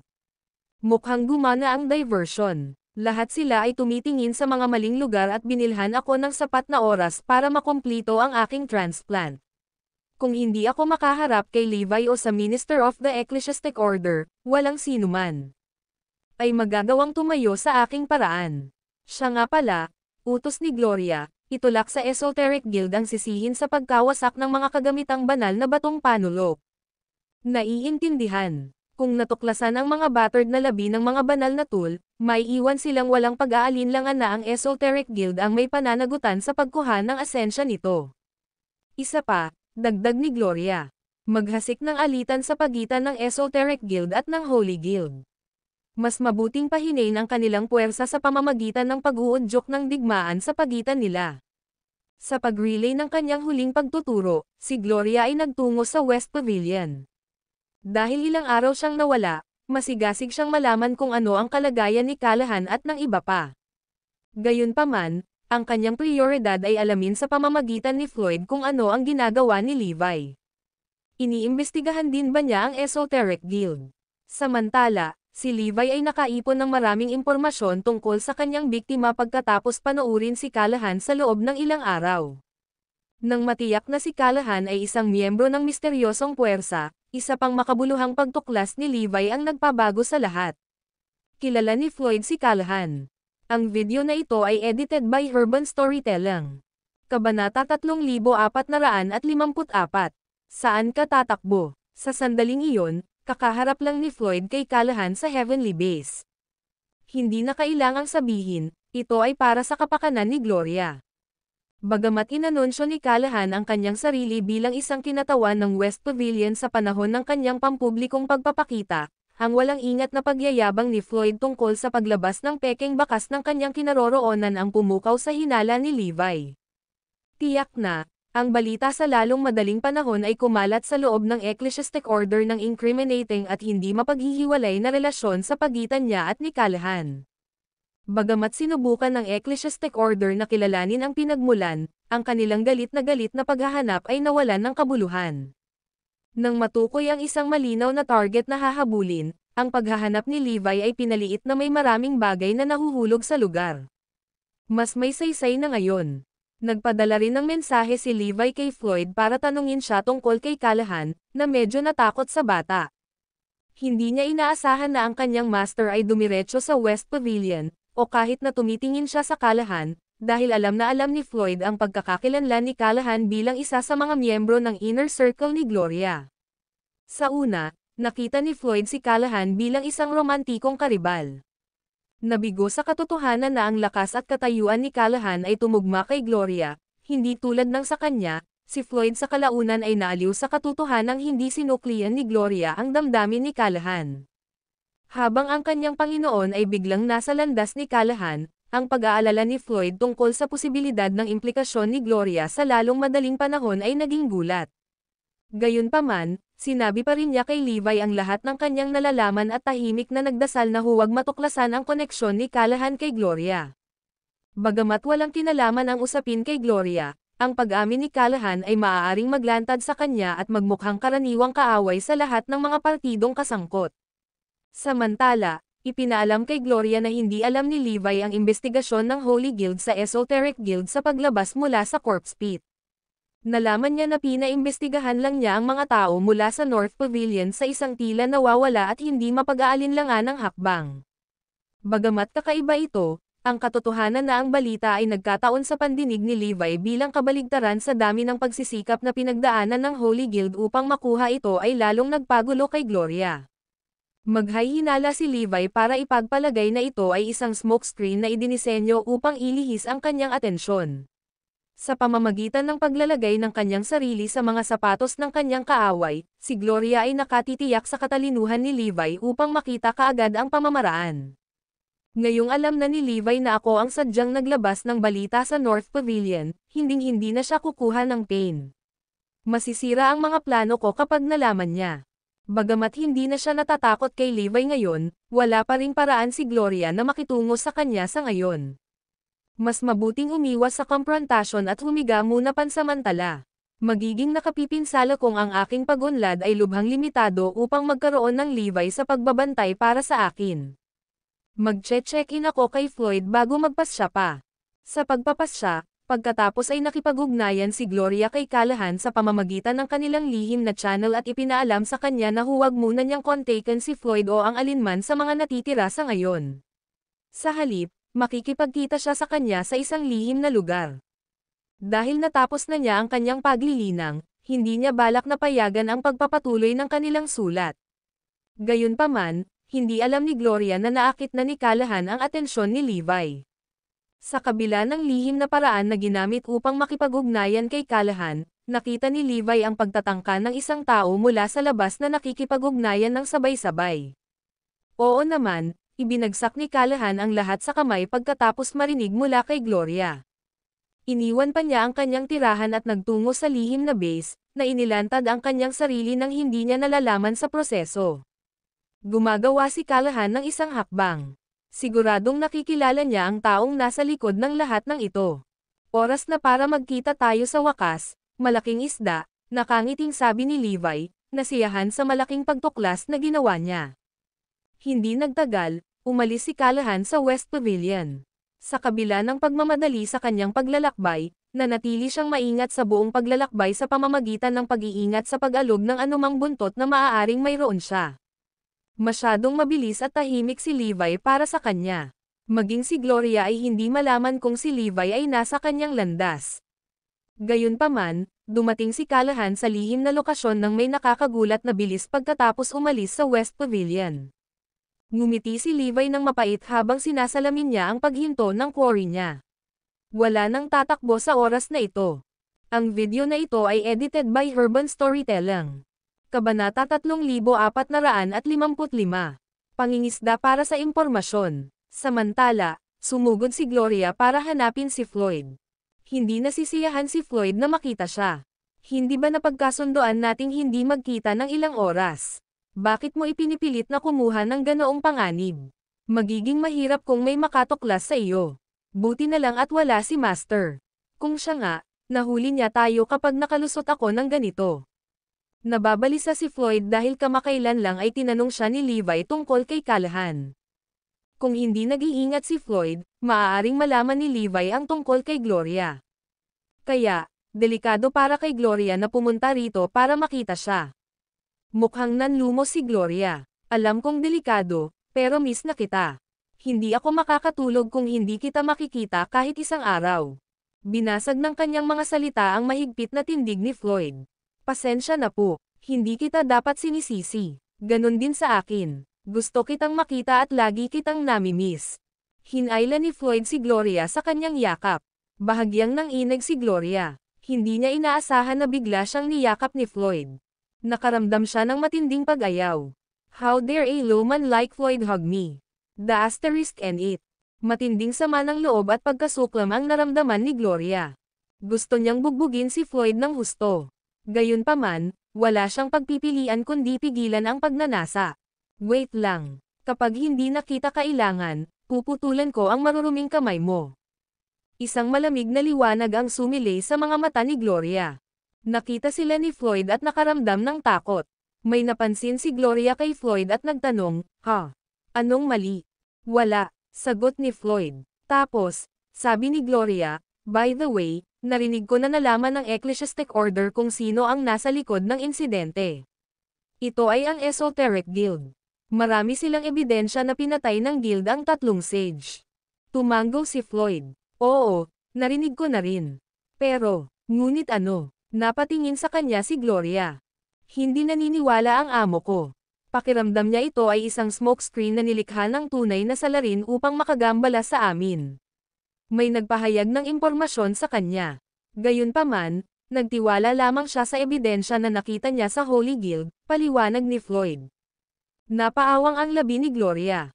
"Alam ko na, hindi gumagana ang pakulo ko kay Levi. Phew, malapit na. Sa kabutihang palad, matagumpay kong nailipat ang mga espiritual na buto. Magiging mahirap kung mahanap sila ni Levi. Gayunpaman, masyado akong nagmamadali at hindi sapat ang plano. Ang akala ko lang ay makadistract ng atensyon ng iba. Gayunpaman, minaliit ko si Levi. Hindi ko pala siya na-distract.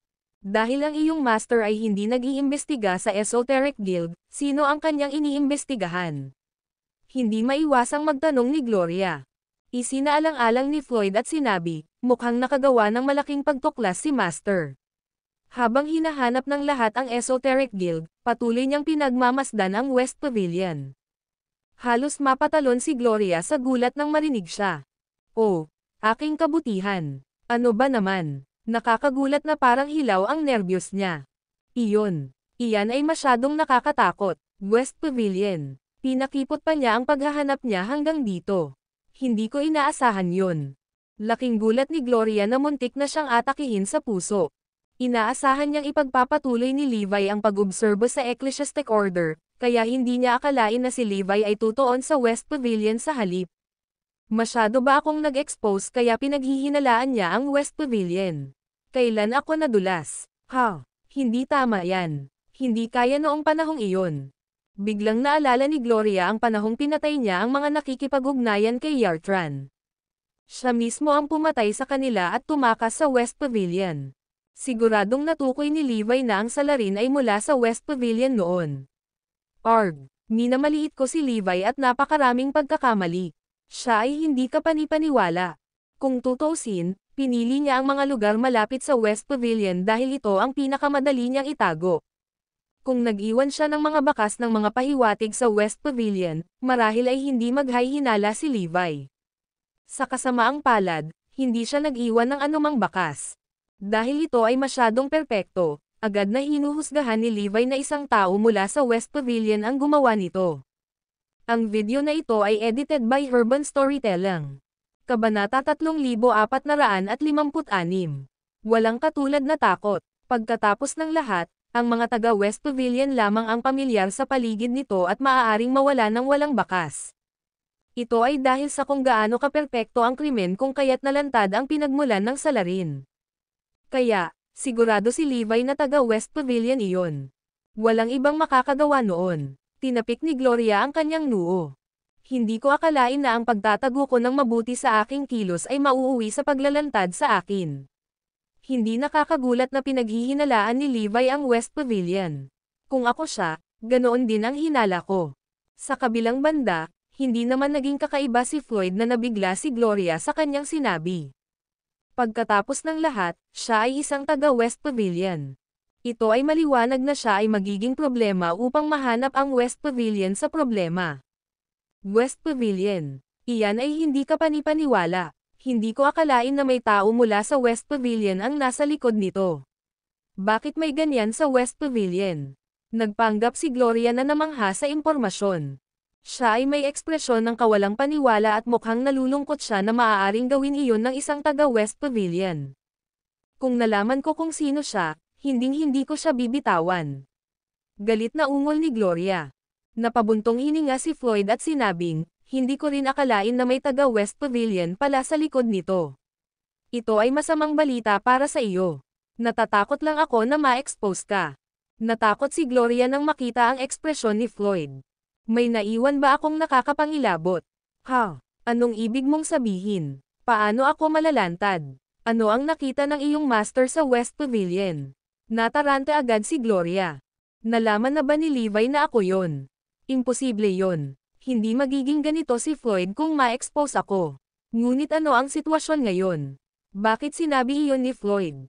Balisa si Gloria. Sa kabilang banda, walang magawang tumingin si Floyd kay Gloria at sumagot, ngayon lang, nakipag-ugnayan sa akin si Master at tinanong ako tungkol sa Callahan. Ang kanyang mga salita ay tumama sa kanya na parang kidlat. Nasa bingit na siyang mabaliw dahil sa pagkabalisa. Ano? Callahan. Laking gulat ni Gloria nang marinig ang kanyang pangalan na halos tumigil ang kanyang puso. Siya ay nasa bingit ng pagsabog ng pagkabalisa. Callahan. Tina-target ba ni Levi si Callahan? Iyon ay katulad ng pag-target sa akin. Paano niya nalaman ito kaagad? Walang pinagkaiba iyon sa paglalantad sa akin. Tama si Floyd. Malalaman niya rin ako sa lalong madaling panahon. Huminga ng malalim si Gloria at nagpatuloy sa pag-iisip. Gayunpaman, ang pagkakalantad na binanggit ni Floyd ay ang takot na madamay ako ni Callahan sa bagay na ito at maging dahilan upang malaman ni Levi ang aking pag-iral. Magiging komplikado kung ilantad ni Callahan ang aking pagkakakilanlan. Ay hindi. Malalaman na rin ako ni Levi. Ano ang dapat kong gawin?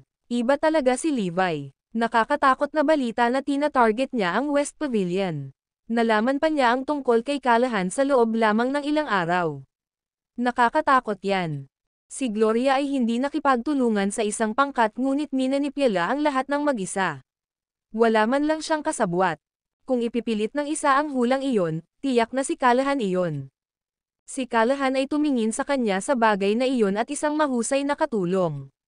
Sa kasamaang palad para kay Gloria, tina-target ni Levi si Callahan. Masyadong delikado yan. Ang problema ay alam ni Callahan ang maraming sikreto ko. Nakikipag-ugnayan siya sa mga taong kinokontrol ko sa lahat ng oras na ito. Kung mahuli ni Levi si Callahan, malalaman niya ang tungkol sa akin. Isa pa, dahil si Levi ang nag-iimbestiga, hinding-hindi niya ako pakakawalan. Nagsimulang manginig si Gloria at pawis na pawis. Namutla ang mukha niya. Hindi pa siya nakaramdam ng takot gaya ng nararamdaman niya sa sandaling ito. Hindi mahalaga na ang kanyang mga kakayahan ay lumago sa isang kamangha-manghang antas. Hindi pa rin niya maiwasang matakot dahil noon pa man ay takot na siya kay Levi. Ngayong malapit nang malaman ni Levi ang tungkol sa kanya, natakot siya. Si Levi ang bangungot niya at siya ang pinakakinatatakutan niya sa mundo. Matapos malaman na pinupuntirya ni Levi si Callahan, takot na takot si Gloria kaya napaiyak siya. Nang makitang nanginginig si Gloria, naisip ni Floyd na natatakot siya na si Callahan ay kalagkarin siya sa bagay na iyon, na naging dahilan upang mapagkamalang kaaway siya ng kanyang amo. Ang video na ito ay edited by Urban Storytelling. Kabanata 3457. Bakit napakabalisa ni Gloria? Inalo ni Floyd si Gloria. Gloria, huwag kang matakot.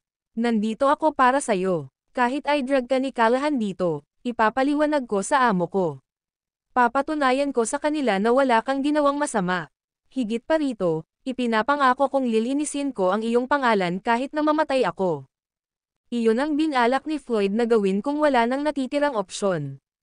Napagtanto ni Gloria na siya ay kumilos nang wala sa pagkatao. Kaya naman agad siyang tumango. Oo naman, kailangan mo akong protektahan pagdating ng panahon. Gayunpaman, nakaisip na si Gloria ng backup na plano.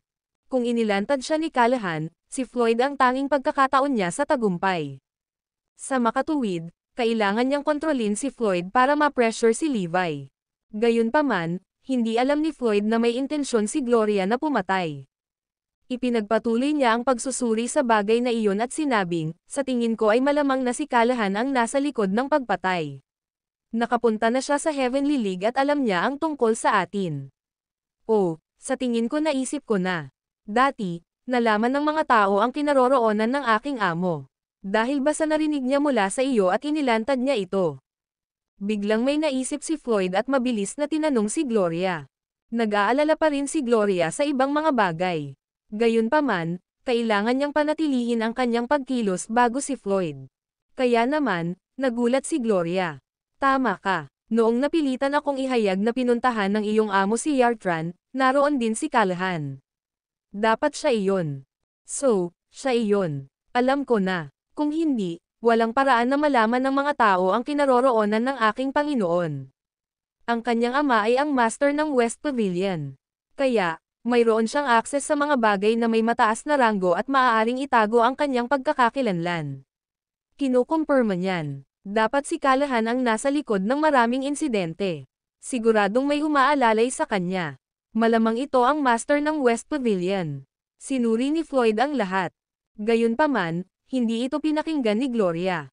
Maagap niyang sinabi, Floyd, dahil maaari akong kaladkarin palabas at ma-expose sa iyong master, kailangan kong bumalik sa West Pavilion para suriin ang sitwasyon. Ayokong isipin ng amo mo na kasali ako. Kung madadala ako sa bagay na ito, iisipin ng iyong amo na kaibiganin kita para magamit ka. Talagang nag-aalala si Gloria sa pag-target ni Levi kay Callahan. Higit pa rito, inutusan niya si Callahan na hintayin siya sa isang lihim na lokasyon. Dahil sinusundan ni Levi si Callahan, ilantad nito ang lihim na lokasyon.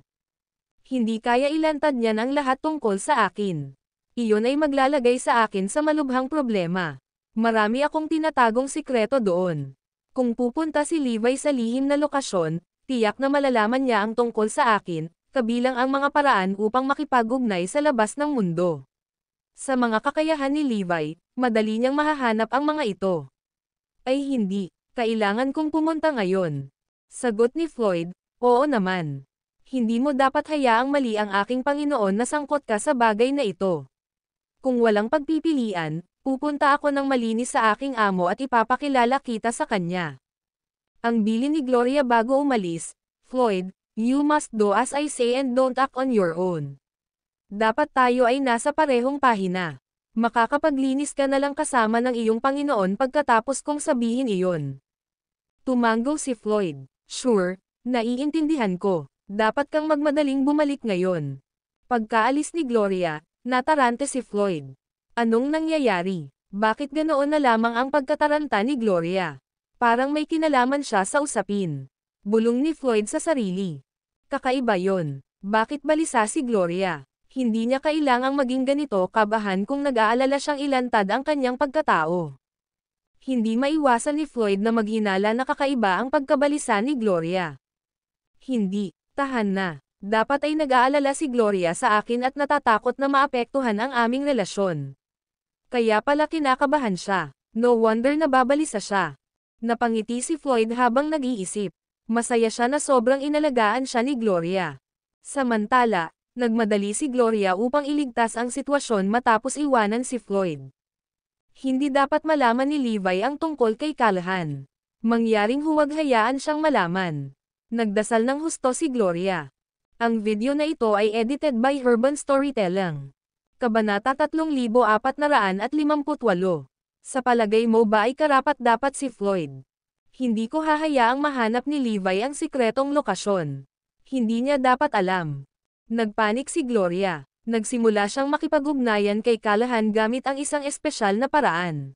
Samantala, dumating si Callahan sa lihim na lokasyon. Madalas silang nagkikita ni Gloria sa lihim na lugar upang pag-usapan ang kanilang mga bagay at itinago ang maraming bagay doon. Biglang gumamit ng lihim na paraan si Gloria para makipag-ugnayan sa kanya, na nagudyok sa ekspresyon ni Callahan na magbago ng husto. Dati, napagkasundoan nilang gamitin lamang ang lihim na paraan ng komunikasyong ito sa mga pinakakagyat na emerhensya. Dahil si Gloria ay nakikipag-ugnayan sa akin gamit ito, ibig sabihin may malubhang nangyari. Si Callahan ay bumuhos sa malamig na pawis at nagsimulang manginig sa takot. Pagkatapos, nakaramdam siya ng nagbabantang aura. Callahan, makinig kang mabuti. Tina-target ka ngayon ni Levi. Wala kang pagkakataong makatakas at nalantad sa kanya ang lihim na lokasyon. Isa pa, lumalapit na siya sa iyo. Boses ni Gloria. Hindi maiwasan ni Callahan ang manginig. Hindi niya napigilan ang sarili na manginig sa takot. Parang may makamandag na ahas ang nagmamasid sa kanya at naghihintay na hampasin anumang oras. Ako ang pinupuntirya ni Levi. Ay hindi, napahamak ako. Callahan, alam mo na ang dapat mong gawin ngayon, di ba? Sorry, Callahan. Walang ibang paraan. Hindi ko ine-expect na i-target ka niya. Sabi ni Gloria. Sige, naiintindihan ko. Pero gusto kong magtanong sa iyo, sagot ni Callahan. Tinanong ni Gloria, ano ito? Nagkasama ba kayo ni Floyd? Tanong ni Callahan. Kinuha niya ang trabahong makipag-ugnayan kay Floyd kamakailan at nalaman niyang naging manliligaw ni Floyd si Gloria. Higit pa rito, si Floyd ay palaging tila nabigla sa tuwing nakikipag-ugnayan sa kanya si Callahan. Labis na ikinalungkot ni Callahan. Kaya naman, gusto niyang malaman kung totoo ba ang relasyon ni Gloria at Floyd. Tumawa si Gloria at sumagot, Callahan, sa tingin mo ba si Floyd ay karapat-dapat sa akin? Sa ngayon, sa tingin ko ay walang sino man ang karapat-dapat sa akin. Si Floyd naman, gumamit ako ng ilusyon para dayin siya. Gusto niya ba akong makuha? Kaya niyang mangarap. Napangiti si Callahan matapos marinig ang sagot niya. Sa wakas ay gamaan ang pakiramdam niya. Sige. Naiintindihan ko, Palem, Gloria. Ang tanging pinagsisisihan ko ay ang hindi pagkakaroon ng pagkakataong makita kang magtagumpay. Napangiti si Callahan. Palem, Callahan, magkita-kita tayo sa kabilang buhay. Nagpaalam na rin si Gloria sa kanya. Matapos tapusin ang komunikasyon, ngumiti si Callahan at bamulong, sulit. Samantala, dumating na si Levi sa labas ng lihim na lokasyon. Noong una, naisip ni Levi na may makakakilala kay Callahan dito. Naniniwala siya na malamang na si Callahan ang utak sa likod ng bagay na ito. Gayunpaman, naghintay si Levi ng mahabang panahon ngunit wala siyang nakitang sinuman. May mali. Matapos maghintay ng ilang sandali, may napagtanto si Levi. Hindi. Siya ay sumugod sa lihim na lokasyon at nakita ang pagkawasak sa lahat ng dako. Ilang katawan ang nakahandusay. Lahat sila ay nasunog ng hindi nakikilala. Higit pa rito, maraming bagay at dokumento ang nasunog din. May isang taong nawasak ang lahat ng mga pahiwatig sa lihim na lokasyon. Ay hindi, ako ay natuklasan. Nagdilim ang ekspresyon ni Levi. Hindi nagtagal, dumating siya sa dulo ng lihim na lokasyon at natagpuan si Callahan na nakahiga sa isang pool ng dugo. Matagal na siyang patay. Higit pa rito, ang lahat ng ebidensya sa lihim na lokasyon ay nawasak. Walang natira. Ano ito? Hindi maintindihan ni Levi kung paano ito mangyayari. Inilantad ko ba ang sarili ko? Imposible yan. Matagal na naming pinagmamasdan si Callahan, at wala siyang napansin.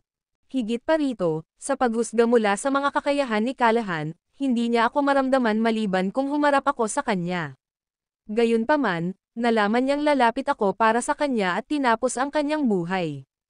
Alam niyang wala na siyang pagkakataong makatakas kapag pinuntirya ko siya. Kaya naman, wala siyang choice kundi tapusin ang kanyang buhay. Ngunit nangangahulugan din iyon na hindi alam ni Callahan na target ko siya hanggang ngayon.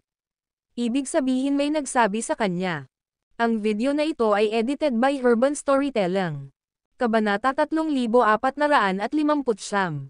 Papalapit sa katotohanan. Kung alam ni Callahan na siya ang pinuntirya, baka tinapos na niya ang sarili niyang buhay. Hindi sana siya pupunta sa lihim na lokasyon, lalo pa ang paglantad ng ganoong mahalagang lugar.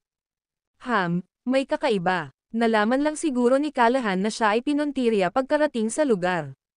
Naiinis si Levi sa sobrang bagal niya. Kung hindi, nagawa niyang pigilan si Callahan. Higit sa lahat, ito ay dahil naisip niya na may darating na makikipagkita kay Callahan dito. Ang totoo ay doon na raw makikipagkita si Gloria kay Callahan. Tama ang hula ni Levi, at tama ang ginawa niyang paghihintay doon. Sa kasamaang palad, siya ay natuklasan. Biglang nagbago ang ekspresyon ni Levi nang maramdaman niya ang pagkabigla. Napagtanto niya na maaaring hindi naisip ni Callahan ang kanyang sarili, dapat may nagsabi sa kanya tungkol dito. Napagtanto ng ibang tao na si Callahan ang pinupuntirya ni Levi at alam niyang nasa sekretong lokasyon na si Levi. Ngunit paano iyon? Walang makakapansin na nakabuntot ako sa kanila. Walang sino man sa Ecclesiastic Order at Yartran ang makakagawa niyan. Kung may ganito talaga sa kabilang partido, bakit sila mag-aabala na itago ang kanilang pagkakakilanlan? Maaari lamang nilang ipakita ang kanilang sarili.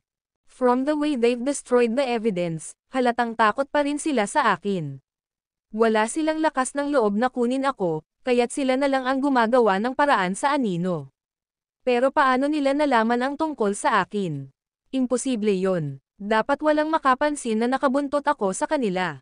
Nang tumuon si Levi sa paggalaw ng enerhiya sa kanyang paligid, naramdaman niyang walang tao sa paligid niya. Ibig sabihin walang nakakaalam na nandito ako. Sa madaling salita, may nakaalam kung nasaan ako. Pero kahit si Zoe at ang iba ay hindi alam kung nasaan ako. Hindi man lang ako nagkaroon ng pagkakataon na sabihin sa kanila. Tama, Floyd. Tinanong ko si Floyd tungkol sa bagay ni Callahan kanina. Si Floyd lang ang nakakaalam na binabantayan ko si Callahan. Hindi kaya nagpunta si Floyd sa West Pavilion para tingnan si Callahan at ang iba pa matapos akong kausapin. Ganyan dapat na-expose ang kinaroroonan ko.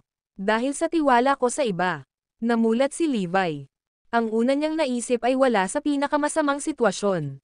Hindi inakala ni Levi na kusang isiniwalat ni Floyd ang kanyang kinaroroonan. Natitiyak niyang may iba pang dahilan kung bakit ipinaalam sa iba ang kanyang kinaroroonan. Nakalulungkot, walang silbi ang pag-iyak sa natapong gatas. Patay na si Callahan. Ang iba sa lihim na lokasyon ay patay na lahat. Walang nakitang ebidensya. Si Levi ay maaari lamang subukan ang kanyang makakaya upang ibalik ang anumang piraso at piraso na natitira sa pag-asa na siya ay makakahanap ng isang palatandaan. Ito ay isang nakakadismaya na sandali. Walang mahanap si Levi kahit na matapos ang mahabang paghahanap. Sinira ni Callahan ang lahat. Iniwan niya si Levi na wala. Isang hakbang pa rin ako sa likod ni Callahan. Biglang may pumasok sa isipan ni Levi, at may naguguluhan na tingin sa mukha niya. Hindi tama yan. Nagpakamatay si Callahan diba? Anong uri ng kapangyarihan ang kusang magpapakamatay kay Callahan? Hindi siya pangit, at hindi siya hindi importanteng nakasangla. Paano kaya niya naisip ang magpakamatay matapos lamang malaman na siya ay pinuntirya? Bakit niya sisirain ang lahat ng ebidensya at tatapusin ang kanyang buhay?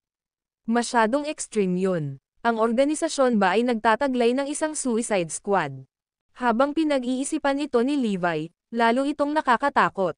Parang mas nakakatakot ang puwersang ito kaysa sa inaakala ko. Gayunpaman, mas naging sigurado si Levi tungkol sa kung paano ang puwersang iyon ay ang West Pavilion. Hanggat kumapit siya sa klo sa kahabaan ng Callahan, makakahanap siya ng ebidensya upang patunayan iyon. Bukod dito, nalaman ni Levi ang maraming bagay mula sa mga taong nakontak ni Callahan kanina. Marahil ay makakahanap pa siya ng karagdagang ebidensya mula sa kanila. Gayunpaman, pagkatapos ng isang maikling pagsusuri, natanto ni Levi na ang pagtingin sa mga taong iyon ay hindi haantong sa kung saan. Walang pagkakatulad sa kanila. Kahit patay na si Callahan, tumawa pa rin si Levi. Papalapit na siya ng papalapit sa katotohanan.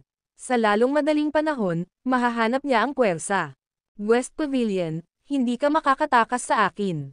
Sa kabilang banda, nakahinga ng maluwag si Gloria sa pagtakas.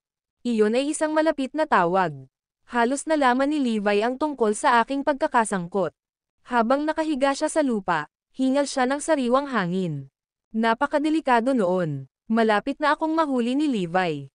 Sa totoo lang, huli na si Gloria nang sabihin niya kay Callahan ang tungkol kay Levi. Ang video na ito ay edited by Urban Storytelling. Kabanata 3460. Lahat ng punto kay Floyd. Sa kabutihang palad para sa kanya, alam niyang si Levi ang maghihintay sa kanyang biktima, maghihintay ito sa pagdating nito. Kaya naman, ginamit niya ang oras na iyon para kunin si Callahan na sirain ang lahat ng ebidensya. Sa una, nag-aalala siya na tatanggihan ni Callahan ang kanyang sariling buhay. Kung mangyayari iyon, magiging magulo ang mga bagay-bagay. Sa makatuwid, ang sandaling mas maaga ay ang pinakamahirap na sandali na naranasan ni Gloria sa kanyang buhay. Hindi niya akalain na kailangan pa rin niyang katakutin si Levi sa kabila ng pagiging makapangyarihan niya. Ngunit wala akong magagawa sa takot na iyon. Masyadong makapangyarihan si Levi. Sa ngayon, wala akong magagawa dyan. Sa pagtingala ni Gloria sa langit, nakahinga siya ng maluwag sa kung paano siya nakatakas sa kamatayan. Ito ay isang malapit na tawag para sa kanya upang takasan si Levi mula mismo sa ilalim ng kanyang ilong. Ngunit paano ang susunod na pagkakataon? Makakatakas pa ba ako sa kanya?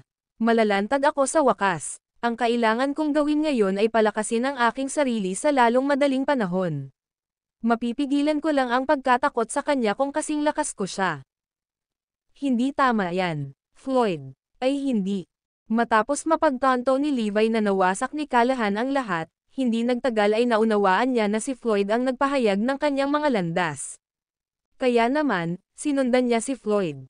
Nagsisimula ng magduda si Levi kay Floyd. Kung hindi makapagbigay ng magandang paliwanag si Floyd, isisiwalat niya ang lahat kay Levi.